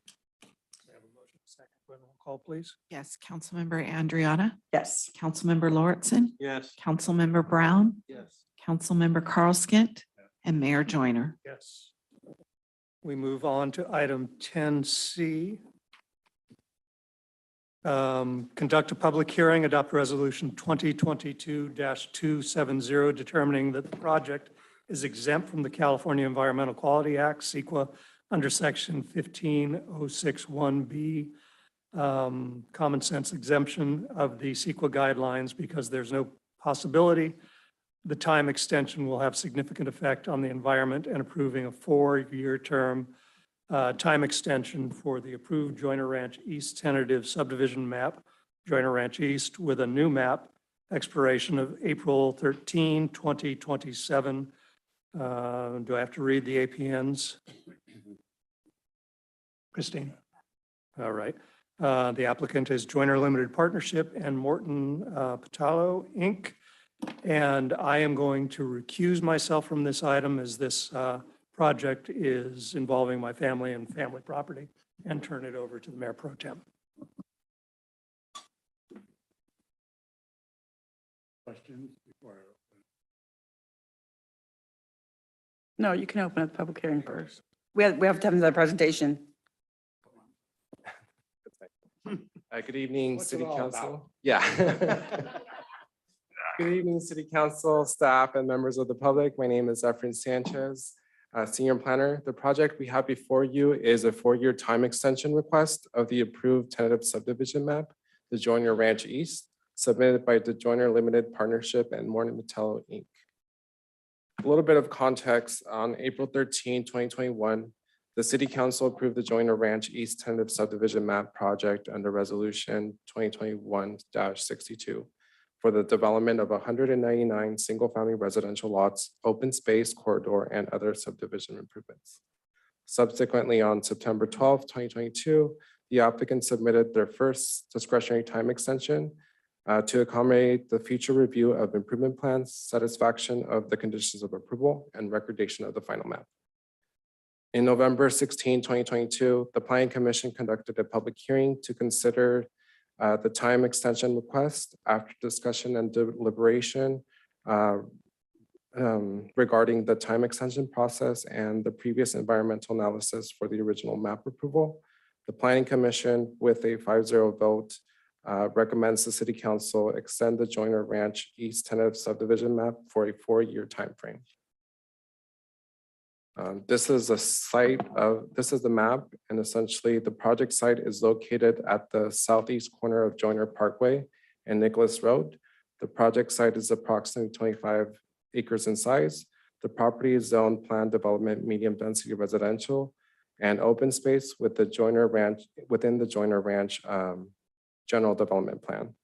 The PDMDR zone allows for single family lots as small as 2,900 square feet. The applicant is proposing to construct a medium density product type of detached single family dwellings on lots ranging from in size from 2,900 square feet to 3,600 square feet. Some findings: the Lincoln Municipal Code specifies that all extension requests must first be reviewed by the Planning Commission, who is responsible for forwarding a recommendation to City Council. The applicant has demonstrated a sustained effort to meet the requirements of the tentative subdivision map by anticipating the time needed to process the recording of the final map. According to the applicant, the extension of time will provide for the preparation of improvement plans and final subdivision map, along with economic changes in the current economy. Staff and the project applicant met to discuss the original request of 6 years. After careful consideration, both staff and the applicant agreed to a 4-year time extension compromise. If 4 years is not enough, the applicant can come back and request additional 2 years prior to the new expiration date. The compromise is mutually beneficial for the developer and the city by allowing the developer time to prepare improvement plans. And it gives the city control to make sure that the developer is on track to record the final map. It provides flexibility in case things such as fees or if the subdivision standards are revised in the next 4 years. So that leads to our recommendation. Staff recommends that the city council consider the planning commission's recommendation and adopt a resolution to determine that the project is exempt from CEQA under section 15061B3 common sense exemption of the CEQA guidelines, because there is no possibility that the time extension itself will have a significant effect on the environment, and approve of a 4-year time extension for the approved Joyner Ranch East tentative subdivision map. This concludes my presentation. I'm available if you have any questions, and also the project applicant is here in the audience if you have any questions as well. Thank you. I have a question. Actually, I have a couple. Okay. Am I understanding you correctly that this already went back to planning commission and planning commission recommends the extension? Correct. That's correct. Okay. And then also, could you reiterate for me the main reason why they're asking for the extension? Is it the market? Yeah, it's mainly the market and also some time, because after a tentative subdivision map gets approved, it's originally approved for 2 years. And then during that time, you have time to prepare your improvement plans, submit, do the actual improvement, meet your conditions of approval, and then actually construct stuff before you go to work. Well, not before you go to recording the final map. So this basically, grants the applicant some time to be able to draw those improvement plans, see how the actual map fits to the site. And then, and then because of that, they're requesting an extension of time to be able to do that. Okay. I mean, I understand how, the economy changes and all of that, but I'm a little confused by this because when this project first came to us, it was rushed. I was told, well, we've been working on this for 5 years, but on my end, I felt it was pushed really fast. And so now we're sitting here and they're asking for a 4-year extension, possibly 6. So I'm just trying to understand what happened between the rush job I got. And if you remember, we had them go back and do community outreach. And I wasn't really happy with the project then. So I'm trying to understand what's happened between the rush job to wanting an extension. So I appreciate that input. Thank you.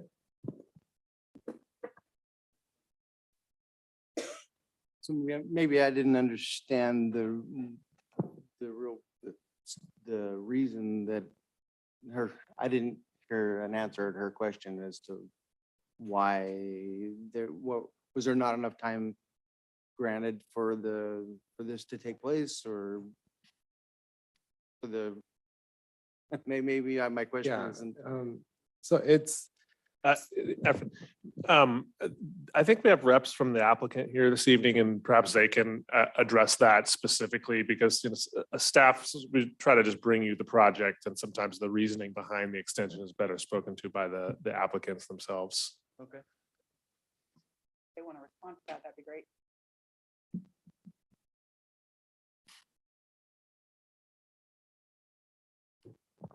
Good evening, Mayor Pro Tem, council members, Chad Roberts at Hefner Law on behalf of the applicant. Appreciate the opportunity to address you this evening. And first, I just want to thank your staff, City Attorney's Office, Christine, Mel, Efren, Sean, for their efforts in getting this item before you this evening.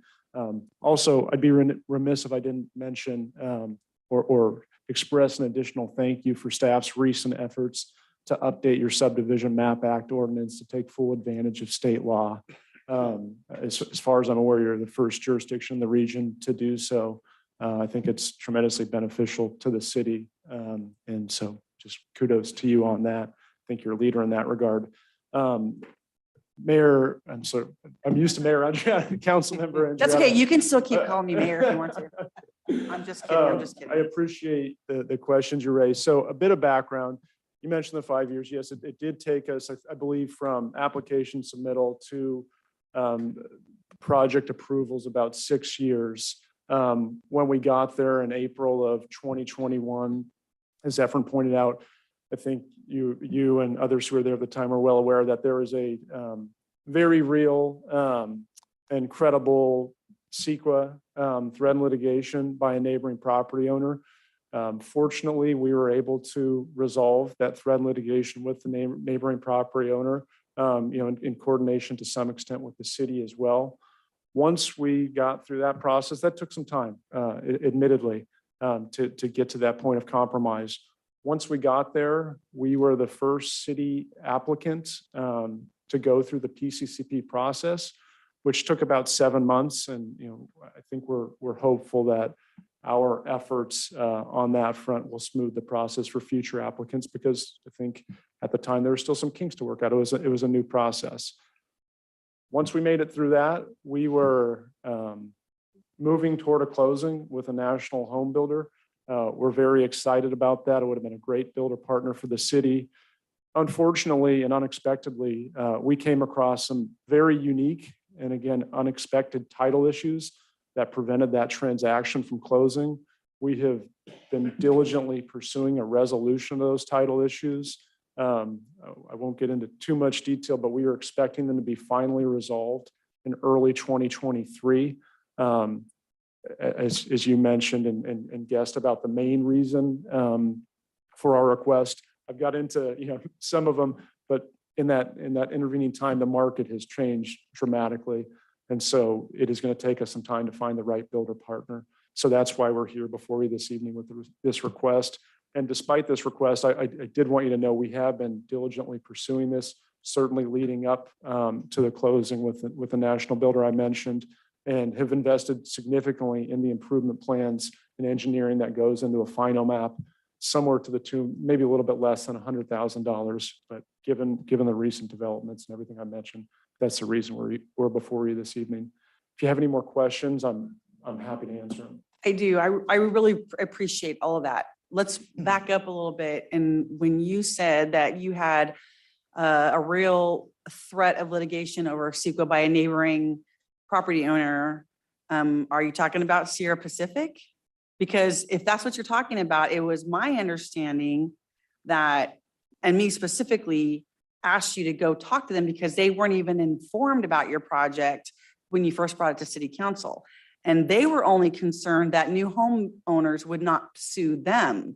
So I want to be really clear about what you're saying. I mean, I appreciate all the information and I know you're working really hard on this. So, and this is not personal at all. I want to be really clear what you're saying, because it was my understanding that Sierra Pacific just wanted to make sure, and I wanted to make sure that they weren't going to be sued by new homeowners across the way as they were when Foskett Ranch was built. And I asked you to make sure that there was an agreement, that there was full disclosure to home buyers and all of that. So can you clarify that for me? Sure. And I cannot speak to the precise terms, but I think the concerns that you just outlined were real. I think that is a fair characterization of the concerns that were expressed. And we did what we could to resolve those concerns. And obviously that resulted in an agreement between the parties. Okay, but I think I'm a little confused. You're not saying that you were concerned about Sierra Pacific suing you.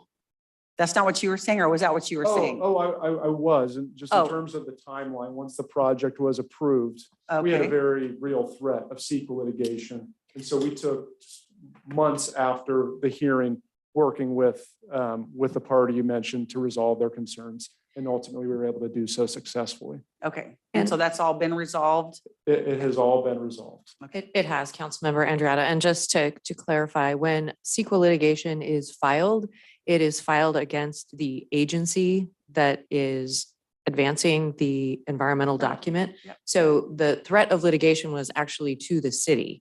And so we then turned to the applicant and I basically said, you better fix this or I'm not putting this on an agenda. And so we were able to get those two parties to sit down at the table together and over several months, work out a resolution of the concerns that tangentially unrelated to the CEQA litigation, but also related to their concern that they might face further litigation from neighboring homeowners. Right. See, and that's what I remember. Like, I'm like sitting here thinking, I don't ever remember hearing that there was threat and litigation against the city and you turned back to the applicant and said, take care of it. What I remember is this council said, and not everybody agreed, but this council said, please go back and work out agreement with them so that they don't get sued by homeowners and we don't cause damage to Sierra Pacific. That's what I remember.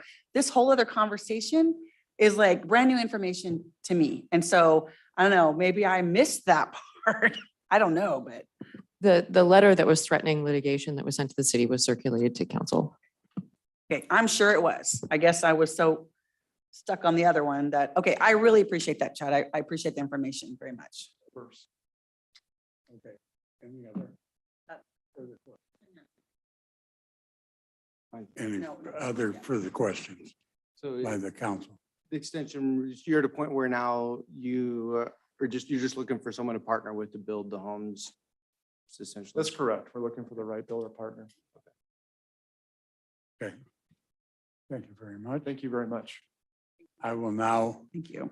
open the hearing to determine, to get testimony on whether or not we should issue the 4-year extension, not since the project is already approved, nothing about whether the project's a good project, a bad project, or whatever.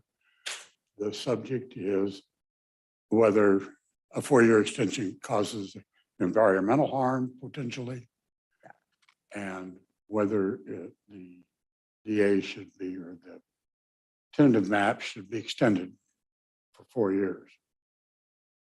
I do have one card from Michael Garabedian that wanted to speak on Tinsy.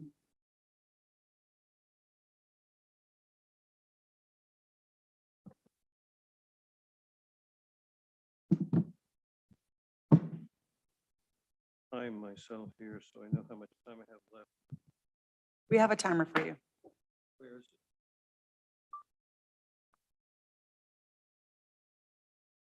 I don't see it. I can't look over there while I'm looking at my papers. If you don't mind, I will set my timer. If I can do that. So this is a shock to me because until this moment, I understood that the application, the 401 application to the Regional Water Quality Control Board was not finished and was dropped and they have to submit a new application. And I thought that was the reason there was a delay. So I have 4 issues that are important issues citywide and also important issues with this and the timing of it. First of all, there's a major problem with the stormwater delay. The canal south of the boundary fills up, it overflows. There was a stormwater problem. That means that this project really cannot go ahead at this time until that stormwater problem is solved. I have photos of this over recent years. Now, the Planning Commission on this, like the mayor, the pro tem, said that it prevented the public from, or the staff prevented the public from talking about issues about this. And so the public couldn't talk about issues. And then the Planning Commission members had questions about it and the city prevented the Planning Commissions from asking questions. So I think this should go back to the Planning Commission so that can happen. That's my second point. All these points are 4 major issues, both on the project and for the city.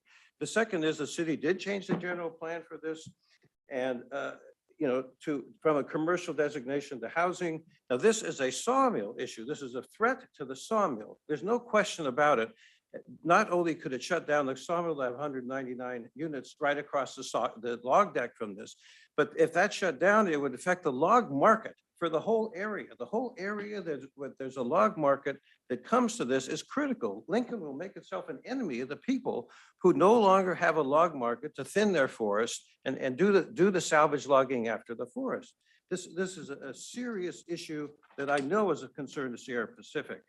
You know, there were 100 sawmills, now we're down to 20 or fewer.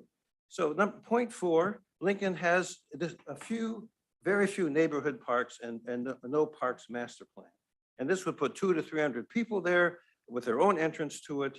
I've done a survey of people and people love this park. They have all kinds of things. They want baseball diamonds, wildlife, bird nesting, wog making, nature ramp, and so forth. We will work with whatever way we can with the applicant to try to find an alternative for dealing with this. An alternative that might involve changing the plan back. Maybe they will convince them not to go ahead with this project. I don't know. Go back to commercial, a place for the public to be able to use a conservation easement, a forestry learning center, something like that. This project, it does not have the information. We know that it does not have what it takes to go ahead. And you should, I really oppose going ahead with this and giving them extension of time. They've not said anything about when the extension of time expires. When does it expire? Is it tomorrow? Is it next week? That's directly relevant. When is it going to expire? And why can't people speak to this? Why are they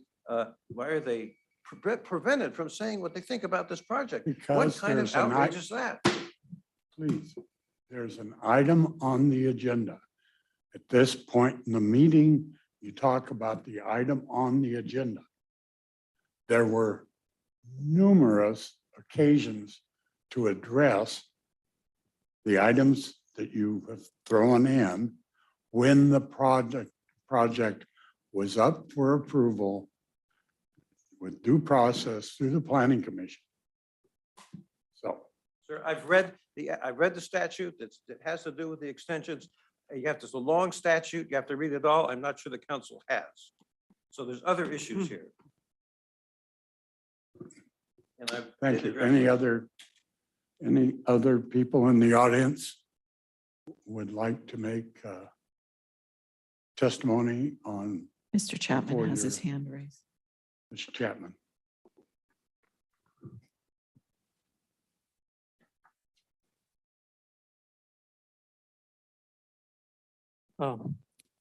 Thank you, Mayor, council members, city staff. I too, with the last speaker, certainly do have issues with this entire project. My first comment is it common?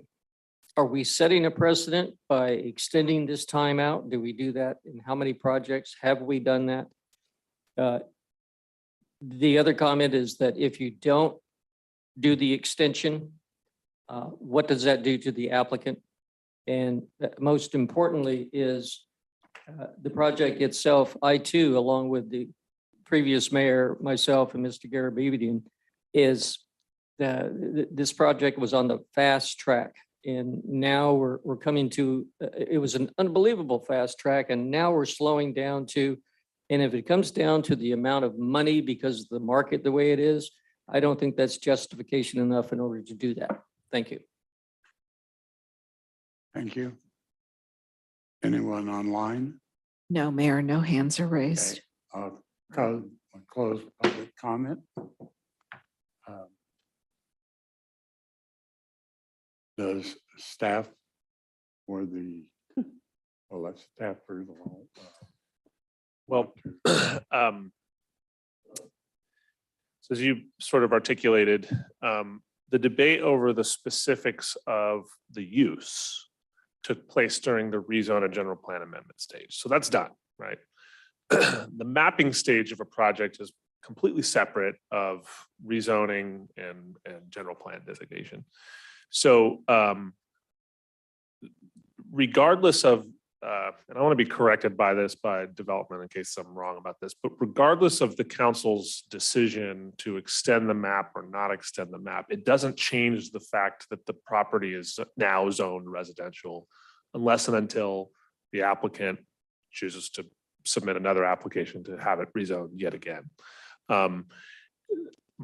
the question that I've received in the leading up to this meeting is if the extension is not granted, what does that mean? Well, it would likely mean that the map expires, and it would also likely mean that the property owner and developer, although I don't want to speak for them, would likely look into refiling another map, which would then be considered. So, and then the final issue that I want to make sure I address is the concept of whether or not the project merits are to be discussed during kind of an item like this. And I think like it's fair to look back over the history of the project and ask, reasonable questions, as some of our elected individuals did tonight, about what gives with the extension request. But as it relates to project impacts, CEQA, et cetera, that what played out over what I understand was probably a number of years as they went through the amendment process and then subsequent litigation. Did I miss anything? There was one other question that I think I can answer, and that's, are we setting a precedent? Oh, no, because this is not, particularly in times of uncertainty, is not an unusual action to be taken. What is different is the state extending the time to 6 years, which we haven't allowed on this, but that's the state's preferred extension because of ensuring residential, the uncertainty of the financial market and the marketplace itself changing. So I don't think we're setting any kind of a precedent. No, because it happens all the time. It happens. well, it's a fully discretionary decision, so there are not, the reason it's here in front of you is there's no right to this extension. And so the reason it's discretionary is that the council should look at every individual circumstance. If this was a year and a half ago and lots are still flying off the shelf like they were at that time, then you probably would have a different discussion, I guess. Well, and I just wanted to respond to a couple of the other comments that were made, that Sierra Pacific is not going to close down. That's not an issue. We'd be having a whole different conversation if that was an issue. And that was actually the main concern for me, not that they would close down, but it would cause some financial issues. So you don't need to worry about that. And then also, I understand the concern about Joyner Park when these houses do go in, but we have a lot of parks in Lincoln. The comment was, we don't have that many parks. We have many parks in Lincoln. So just want to make that clarification. Thank you. Okay, so no further discussion on the council. I'll entertain 2 motions. Adopt resolution 2022-270. Second. I have a motion and a second. Councilmember Lauritsen, Yes. Councilmember Brown, Councilmember Andriotta, Yes. Councilmember or Mayor Pro Tem Carlskin. Yes. The next item on the agenda is to conduct a public hearing and adopt resolution approving changes in the source water connection fees for regulated and unregulated capacity. Should we get Mayor Joyner back in? We're on a new. Yes, he is actually. Trying to steal the show. That's right, there are. I was thinking there was only one between. You can have it back.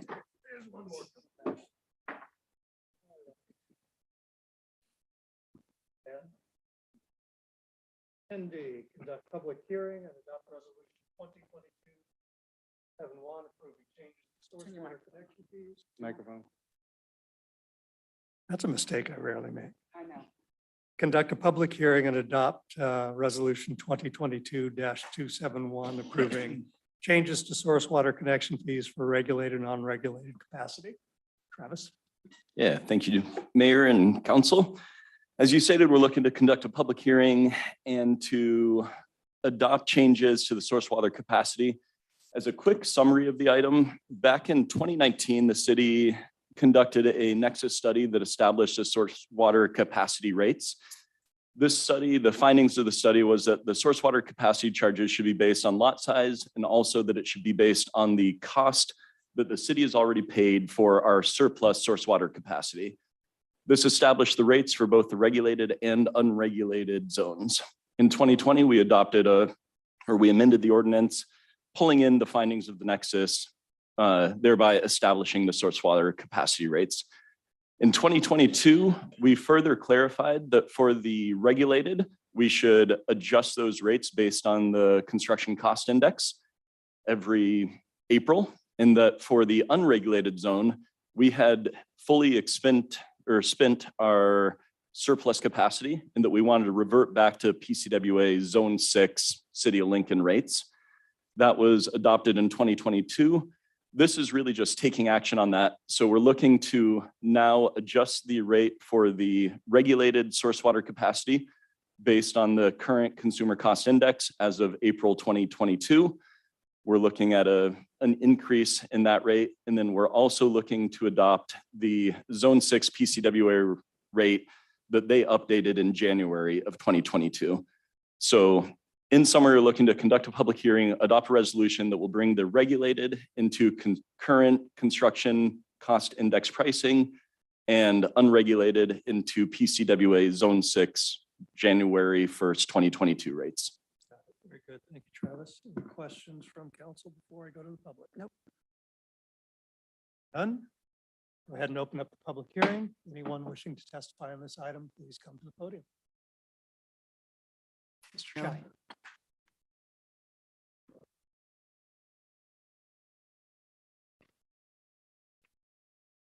Once again, Byron Chapman. Thank you, Mayor, council members.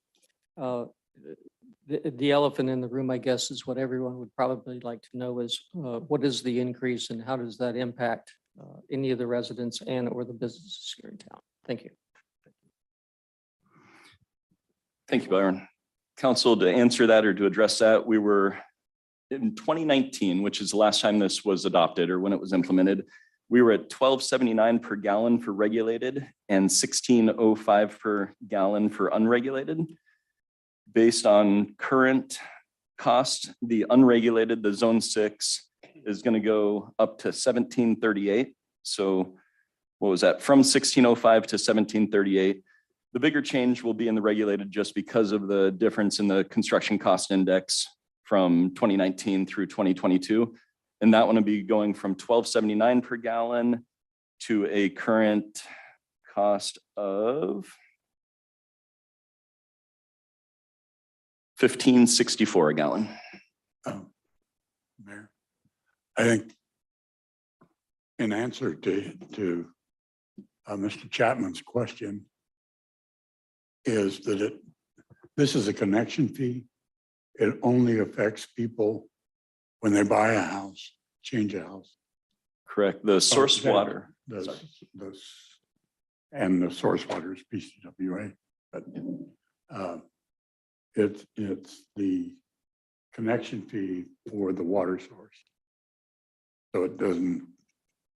Thanks, Dan. That is correct. So when a new house is constructed, we have a water connection fee.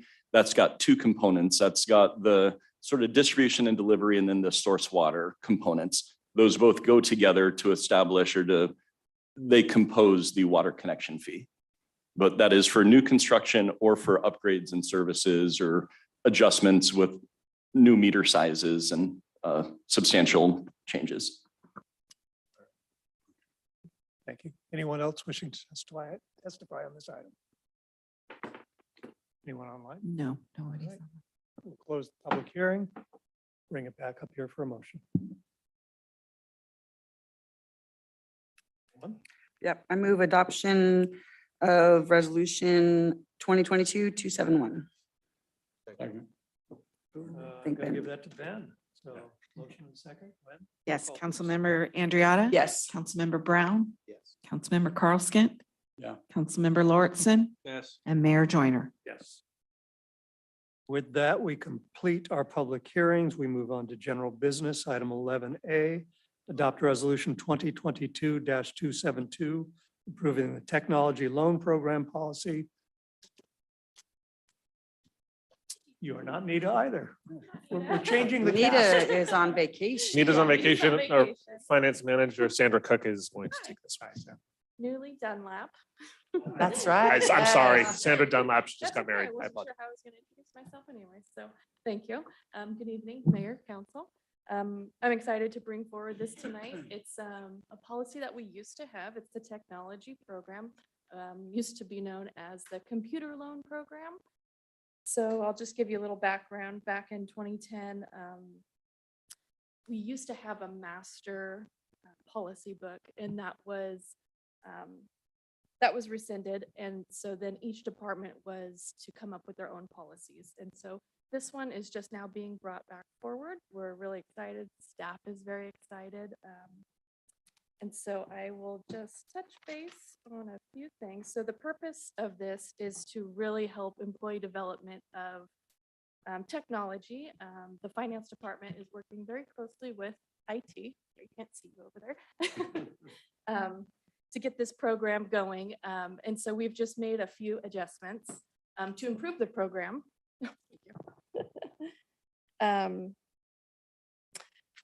So So for the sake of the public, maybe you want to talk about what the program does? yeah, so the program itself is going to be for current staff at the city. And they can fill out an application to get a computer or technology stuff. Jen can lay in on what qualifies. So it's going to be different than the previous computer loan program, because previously staff would apply, the city would cut them a check and they would go buy the equipment. Now it's all going to be ran through internal. So our IT department will be qualifying the purchases and making the purchases. So staff can have, a resource internally to say, what are their needs? What do they use? And Jen or her team can help with that. So it's really good. Staff is excited. And so a few other things to note is that we do have a minimum and maximum amount. So the minimum is going to be $200. The maximum is $3,000. Each staff will only be able to have one loan at a time until that's paid off. And so it's through our payroll deductions program. So the finance director will actually approve all of the loans and work with the staff to see, their needs and what they can afford, basically. So it's really a good program for staff. And as you know, everything's going towards technology, working remote. This can help employees and their family. It's just a nice little perk to the staff. And then for the liability to the city, if an employee gets terminated or they decide to leave the city, they'll be required to pay the loan back in full within 15 days. And so we'll work closely again with not only IT, but our HR department on separations of the city to ensure that the city is paid back. And with that, again, we're excited. Staff is very appreciative of bringing this program forward, and it's right before Christmas, so. So get your orders in quickly. Get your orders in.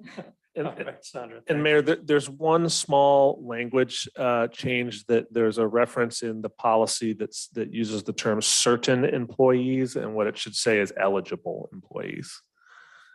It's a small change, but we just wanted to be very clear that there's some disqualifying criteria that, for example, probationary employees have to wait till they pass probation, et cetera. And just want to make sure that it's not certain, meaning we're cherry picking certain employees, they're eligible or not. Yeah, thank you, Sean, and that's in section 1.2. So eligible, so once they're past their probation period, that kind of thing, they're permanent employees, anybody could apply. Okay. Yes, or seasonal employees, part-time employees, Right. they need to be there for 12 months. Okay. Certain employees. Yeah. Eligible. I better actually word. really love this. This is really great. Yes. It is a good program. It's a very good program. Any But questions? no, thank you. I'm very excited about this. Any comments from the public on this item? None online? No? All right, well, ready for motion. Okay, I move we adopt resolution 2022-272. Motion and a second. Gwen, roll call, please. Yes, Councilmember Andriotta. Yes. Councilmember Carlskent. Yes. Councilmember Brown. Yes. Councilmember Lauritsen. Yes. And Mayor Joyner. Yes. Item 11B, adopt resolution 2022-273, approving the reclassification of Human Resources Department's Senior Administrative Analyst confidential position to a Senior Human Resources Analyst. Veronica, you're right over there. Good evening, Mayor Joyner and council members. This item is, as Mayor Joyner said, is a request for consideration of a reclassification of position within the Human Resources Office that's currently classified as a Senior Administrative Analyst with a parenthetical of confidential. The Senior Admin Analyst is used within the organization for various purposes, but primarily for general complex administrative duties. This position, however, is responsible for human resources duties specifically and should be classified within the existing human resources classification series, which includes the Human Resources Analyst 1 and 2. So if this is approved, the position will be reclassified to a Senior Human Resources Analyst, and it will be assigned a salary that's been basically selected based on the complexity of the responsibilities. The budget impact to this is approximately $5,000 and can be absorbed within the 22-23 budget.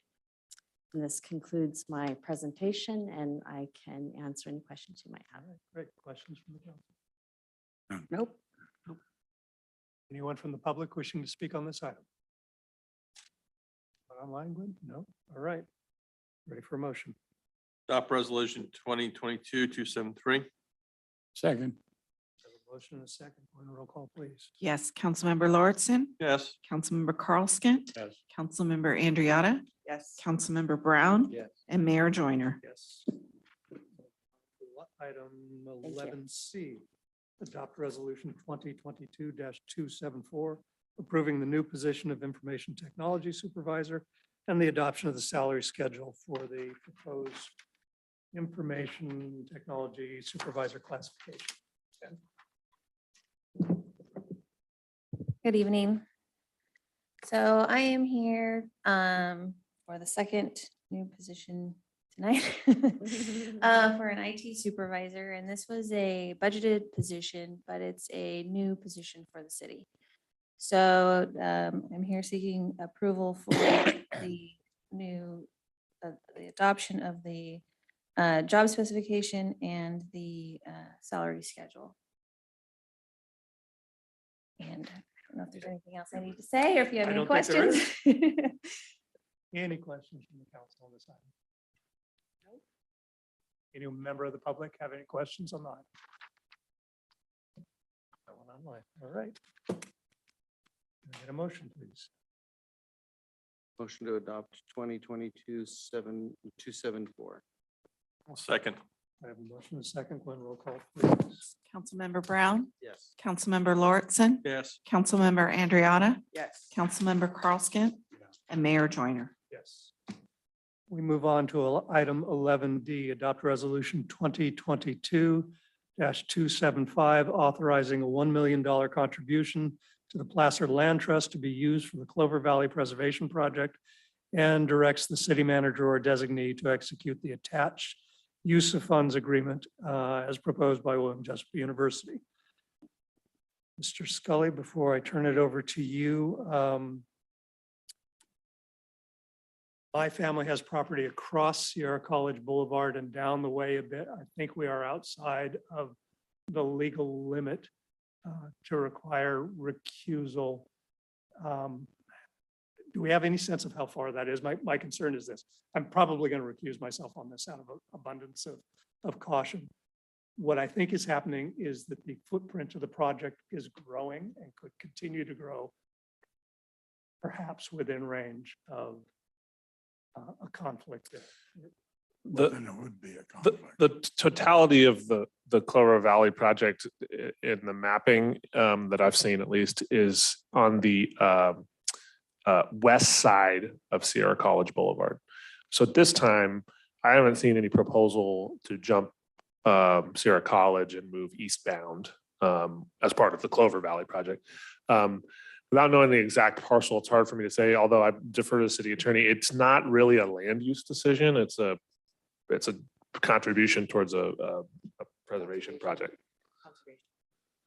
Yeah, but it does touch, my measure of that is benefit by a penny, lose a penny.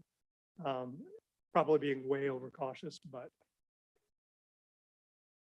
the acquisition of this land could affect prices within the area, and that is my concern. Oh, possibly. Yeah. So with that, out of an abundance of caution, I am going to go ahead and recuse myself and turn this one over to the Mayor Pro Tem. Let's not make a habit out of that.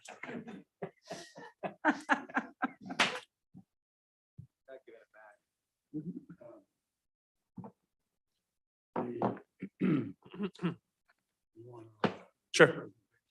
Yeah, well, first off, I'd like to thank Dr. Jackson with William Jessup University is sitting here in the front row. And I think this is probably at least the third or fourth time I've had him here for something. And we put him at the end of the Ask you why agenda. you made him wait to the end. I am the worst handicapper of figuring out how long we're going to get through what could be a short or a really long meeting. So I really appreciate him staying for this because this is a super important project. So in June, Dr. Jackson presented to the city council some potential partnership opportunities for the preservation project of a section of property that's known as Clover Valley. Clover Valley is located on the east side, just outside of Lincoln city limits between Rockland, Lincoln, and Loomis. It sort of hugs the western side of Sierra College Boulevard. After initial discussions with President Jackson and his presentation on August 23rd, the Lincoln City Council expressed some interest in potentially contributing towards this preservation project. If you don't know some detail about Clover Valley, I'm happy to share with you that the area is between 400 and 600 acres, depending on how you define the total land mass. It's home to roughly 27,000 oak trees, as well as riparian and grassland habitat. It's just like many areas in our surrounding areas, biologically rich and diverse. It's also home to Native Americans dating back over 7,000 years. In your report, you see a piece of media that was put out by William Jessup University with regard to their partnership with the Placer Land Trust to attempt to preserve and conserve most, if not all, of the Clover Valley project. There's a number of important, so one of the questions that a reasonable person would ask is, well, Sean, this isn't in city limits, so why do we care? First off, my personal opinion is the city limits is generally an imaginary line that most people don't care about. But second, and more importantly, this hugs the very backside of Lincoln and connects physically to open space and other preserved area on the backside of Cataverdera and 12 Bridges. And so from at least staff's perspective, there's a super important opportunity to stop thinking about preservation in such minor terms and thinking about it a little bit more regionally, because these resources also don't really care about city limit lines. In addition to that, I think from a strategic perspective, the city has struggled over a long period of time in keeping up with projects that are built immediately adjacent to our boundaries, which in some urban planning circles are discouraged because it starts to disintegrate the individuality of Lincoln when you're surrounded by other communities. So those are non-ecological reasons why we think it makes sense. The other question that we received quite a bit is, who else is it? Well, Placer County has contributed $1 million toward the purchase of this conservation easement. William Jessup was gifted approximately 100 acres in this Clover Valley area. and in 2019, and they have committed approximately 70 acres of those slopes and valley floors from that original land gift, valued at roughly $2.4 million towards the preservation effort. We would, if the city chose to contribute to the project, we would be only one piece of the overall funding strategy, which is estimated to cost approximately $18 million in total. Other funding sources, and Dr. Jackson can speak to this, are currently being explored from nonprofit and private entities by both William Jessup University and the Placer Land Trust. So there's a lot of interest sort of across the board for this project. The primary benefit, aside from preservation, is that it provides a unique opportunity for an educational bioecological studies program through not only William Jessup University, but other educational institutions in the area. There's also a component to Western Placer Unified School District's land and property adjacent to that. So you have the opportunity for trails, you have the opportunity for recreational opportunities, and now and forever. So those are the key components. As it relates to the agreement, we chose as staff to model it after Placer County's agreement, whereby Placer County has essentially transferred $1 million to the Placer Land Trust, who will basically act, for lack of a better term, as kind of an escrow agent and facilitator, and also conservation easement holder to the project. The only thing that we have changed significantly in the agreement in working with the city attorney is that Placer County wanted to be one of the I guess the best term is title holders of the conservation easement. From staff's perspective, that doesn't really provide much value to the city of Lincoln to do that. We were having trouble figuring out why it would make a lot of sense. But basically, if the agreement was approved, it sets forth a series of conditions that need to be met. This is a fairly fast-moving project. If approved tonight, we would execute and transfer funds hopefully before the 21st, as there's a deliverable and I think probably a progress payment due, which Dr. Jackson can speak to. Finally, the agreement provides that if the conservation that is anticipated as part of this $1 million contribution from the city of Lincoln is not completed within a 2-year period, those funds shall be returned to the city of Lincoln. So it's a little bit of an insurance measure that was put in there to be sure that we're not that it's actually going to go towards its intended purpose. Finally, we are recommending that the funding that is used for this contribution come from the Oak Tree Preservation Fund. And if you'd like to know, the current cash balance of that fund is $3.35 million. The current fund balance, so the total fund balance, is $5.69 million. The last thing that I'll mention as it relates to this project is that about a year ago, the city attorney brought forward a change to the ordinance that used to state that you could only use Oak Tree Preservation funds within the city of Lincoln. And I think as the council discussed ways to find economies of scale and do really meaningful projects for our region, that language was deleted and it simply just says Oak Tree Preservation projects, full stop. I think that the intent was regionally, but so it meets it not only meets the city of Lincoln's municipal code, it is consistent with our general plan. It's consistent with the Placer County Conservation Program. It's consistent with the Placer Land Trust. It seems to check almost every box as it relates to conservation and the efficient use of that property moving forward. So I'd be happy to answer any questions that you may have on that. And I'd like to please ask Dr. Jackson to come up and fill in the holes that I inevitably miss.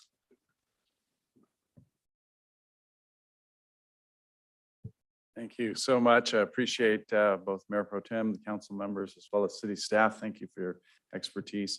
Let me just quickly fill in a couple holes, maybe elaborate a bit.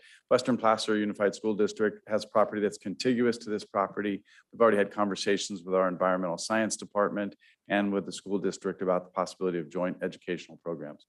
Beyond that, there will be some public access.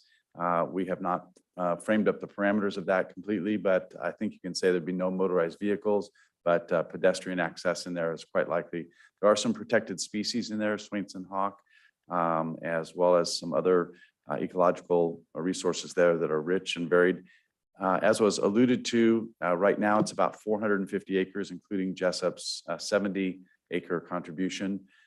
There is some hope, as Mayor Joyner suggested, there is some hope down the road that we could actually protect even the ridges themselves, the ridges on Park Avenue and Sierra College. That is not yet, that's not in this current proposal, but we're hopeful for that in time. We think it's a really rich and rare ecological resource. In terms of funding, the owners themselves for this particular parcel are making about approximately $4.5 million contribution in terms of a sale below market value. That's based on appraised value. The university is making about a $2.4 million contribution, City of Lincoln, Placer County, as well as a private individual's already given $250,000. And City of Rockland will be a very active participant, but I want to alert this council, City of Rockland cannot make a legal engagement with this project this time because there's a current development agreement over that property. Once this moves forward, then we have very strong both belief and understanding that the City of Rockland will be an active participant. Anything I can answer? No, I don't have any questions. I'm just really excited about partnering with Jessup on this project. Thank you. I looked at the aerial views and read some of the ecological surveys that were done. And that oak forest and the habitat that it supplies is just phenomenal. Probably the best around here, better than some of the land in PCCP that we've been looking at as investments for the preservation of oak. So I'm very excited about that. Since I'm the oak guy, I'm really excited about that. I had the privilege this last spring to hike it about 5 times with different parties, including members of county staff, and that comment was repeatedly made. It's some of the best and richest oak tree preserve land that they have. So they're excited about it.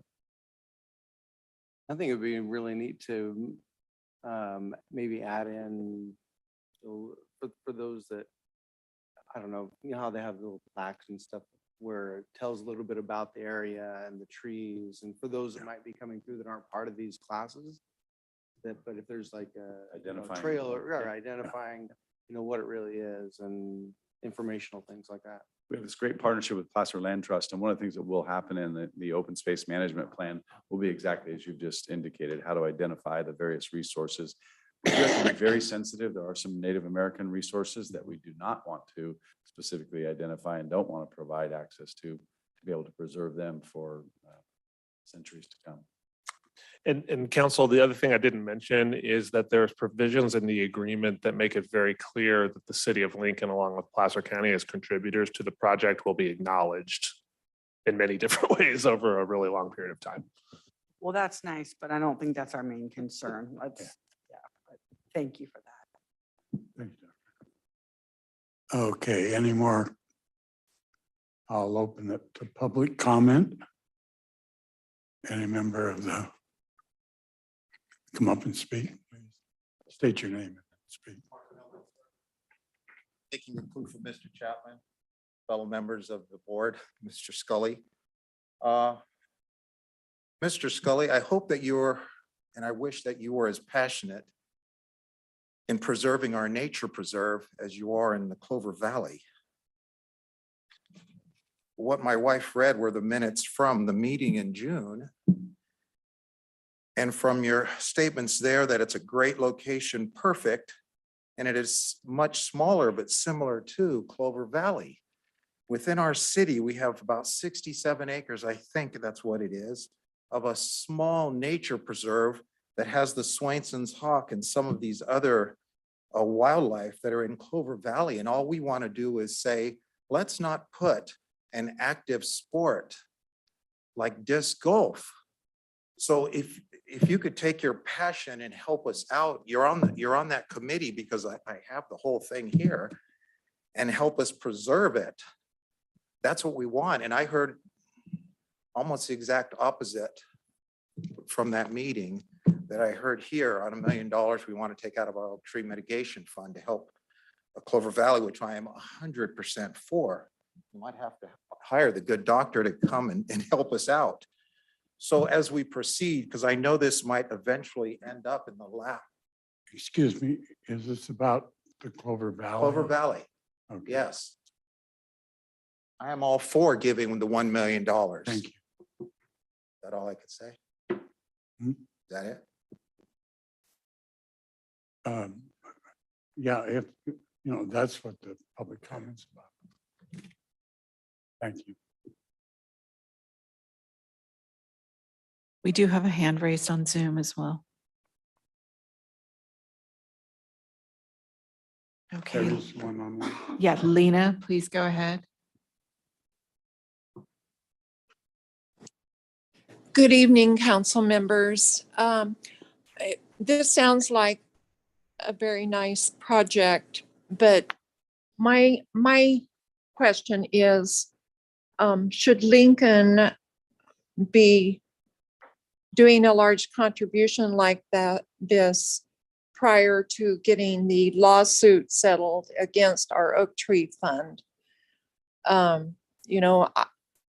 I have no idea how much that lawsuit is for, or, any details about it. I know it's been going on a very long time, but I guess I'm wondering, should we be doing this before we get that lawsuit settled? Thank you. Thank you, Lena.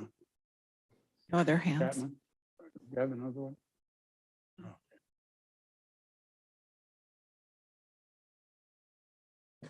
Once again, Byron Chapman. Thank you, Mayor Pro Tem, council members, city staff. Just a couple of questions. First of all, I think it's a fantastic move. Over time, the more days I spend on this planet, when we try to preserve an area and for whatever reasons, it doesn't go the way we can. And once you go forward and beyond that and prevent that from happening, there's no going back. So I'm all in favor of this. My questions, though, is what measures will be taken place in order to make sure that this does not revert back to some move that may take place 5 years, 10 years, 20 years down the road? So whatever those measures are to make sure that that's kept for its intent. And then at that point, who maintains the area in the property so that that sort of stuff is taken care of, and just isn't just for, I understand the reasonings behind it through William Jessup. I think it's a wonderful learning experience, and keeping that area pristine certainly is, but I want to make sure that there's members and things in place in order to make sure that doesn't divert long after this council is there. Thank you. I'm sure Dr. Jackson could address that, but we also have Jeff Darlington from Placer Land Trust on Zoom, I believe, and he might be the best person to answer that.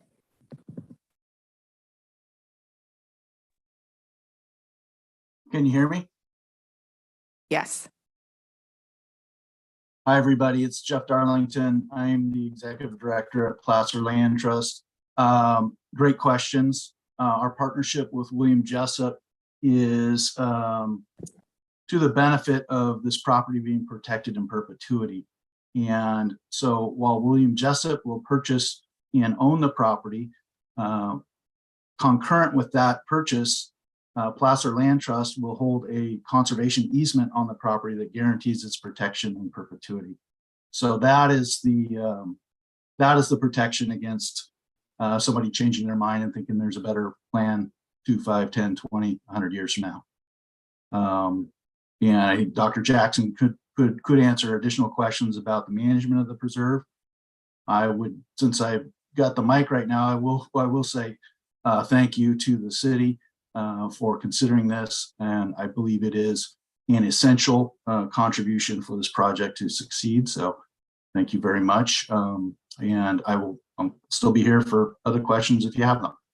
Thank you. Mr. Garabedian put a card in. One other comment, Mr. Garabedian. Michael.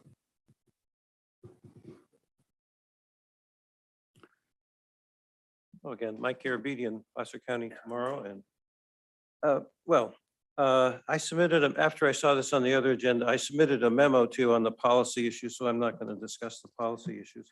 But I think I will point to the fact that and I spent 4.5 years interpreting, enforcing, reviewing state-funded agricultural conservation easements, the whole transaction. So there is a problem with, I think a fatal problem with the recitals on page 2. Well, actually, it's throughout because it refers to the property about 6 or 7 times, but there's actually no definition of what the property is that it refers to. There's a general map that shows all kinds of things, but there's no assessor's parcel number. There's no actual map of the property involved. There's no legal description. So I don't think the agreement is enforceable. That would be my suggestion, that be considered. And there may have been another, oh yeah, there's a typo on that same page. In paragraph 2, the third line from the bottom, there's something that's supposed to be done within 7, it doesn't say what, if it's days, hours, weeks, months, or years. Mayor Pro Tem, may I ask Mr. Garabedian a quick question? Mr. Garabedian, I'm just curious, when you introduce yourself, you cite your organization Placer Tomorrow. Yeah. Are you an official nonprofit 501(c)(3)? No. And how many people are in your group? Just a couple of founders. Okay, but you're not an actual nonprofit? No. Okay, thank you. And the other group I mentioned is also the one I mentioned earlier, Pacific to America's Divide. This is because of my work from the coast to the Rocky Mountain. Okay. On issues from the coast to the Rocky Mountains in Nevada and Utah over the years. Okay. So this is Placer County is kind of a hotbed of issues that are important throughout that entire region. Okay, thanks. I Like this. appreciate that information. Okay, nothing else online. Mr. Garabedian did catch a couple of typos that we found when there's language. The city attorney has the ability to make sure that the agreement's approved to form before it goes out. And the city attorney feels that this is a legal document. Right. Okay, I'll close public. I'm sorry. Do you have a comment about the Clover Valley contribution? For the Clover Valley Preservation Project contribution. It's reassuring the city of Lincoln is passionate about preserving and protecting the valuable natural resources, California threatened species Swainson's hawk, which also live and forage in the Lincoln Crossing Nature Preserve and the Auburn Ravine. Thank you. Thank you. No further comments. Bring it back to the council for discussion or action. I'm ready to make a motion if you are. Okay, Okay. I move we adopt resolution 2022-275. Second. Thank you. Councilmember Andriana, Yes. Councilmember Lorickson, Yes. Councilmember Brown, Yes. and Mayor Pro Tem Carlskit. Yes. Motion passed. The next item on the agenda. Yeah, that's right. It's horrible to have to do it back. Turn that back, yeah. All right, we're nearly at the end of our agenda. The next item is council-initiated business. Do we have any council-initiated business tonight? We do not. All right, seeing none, we'll move on to. Yeah, in honor of the Christmas spirit, I don't have any. Thank you very much. Let's keep that spirit going. We move on to item 13, information items. Anyone have an information item? Holly, do you want to share? We both, along with Sean, went back to Placer Business Alliance. Oh, yeah, We want to do a quick report out on that. you can. Yeah, Oh, I I'd mean, be I'm happy happy to. to, but you can. I'll let you fill in the details. I'll just say that it's probably one of the better programs that we've attended.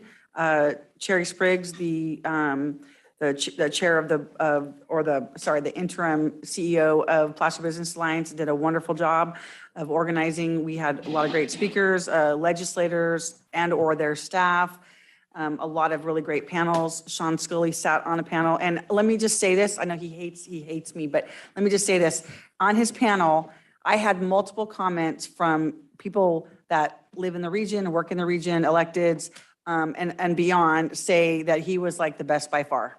And so I was super proud. Anyway, it was very informative. We got a lot of great information that we can bring back to the city, a lot of collaboration with our regional partners, and I felt it was very, very profitable. Yeah, I would agree with that. This is only the second year of the Placer Business Alliance. I don't want to call it a trip, but. It's a gathering- program. It's a program. To DC has been held. I think it got significantly better this year. It is meant very much as Cap to Cap goes back and advocates on behalf of the 6-county region. This really is focused on Placer County and the connections that are made there are extraordinary.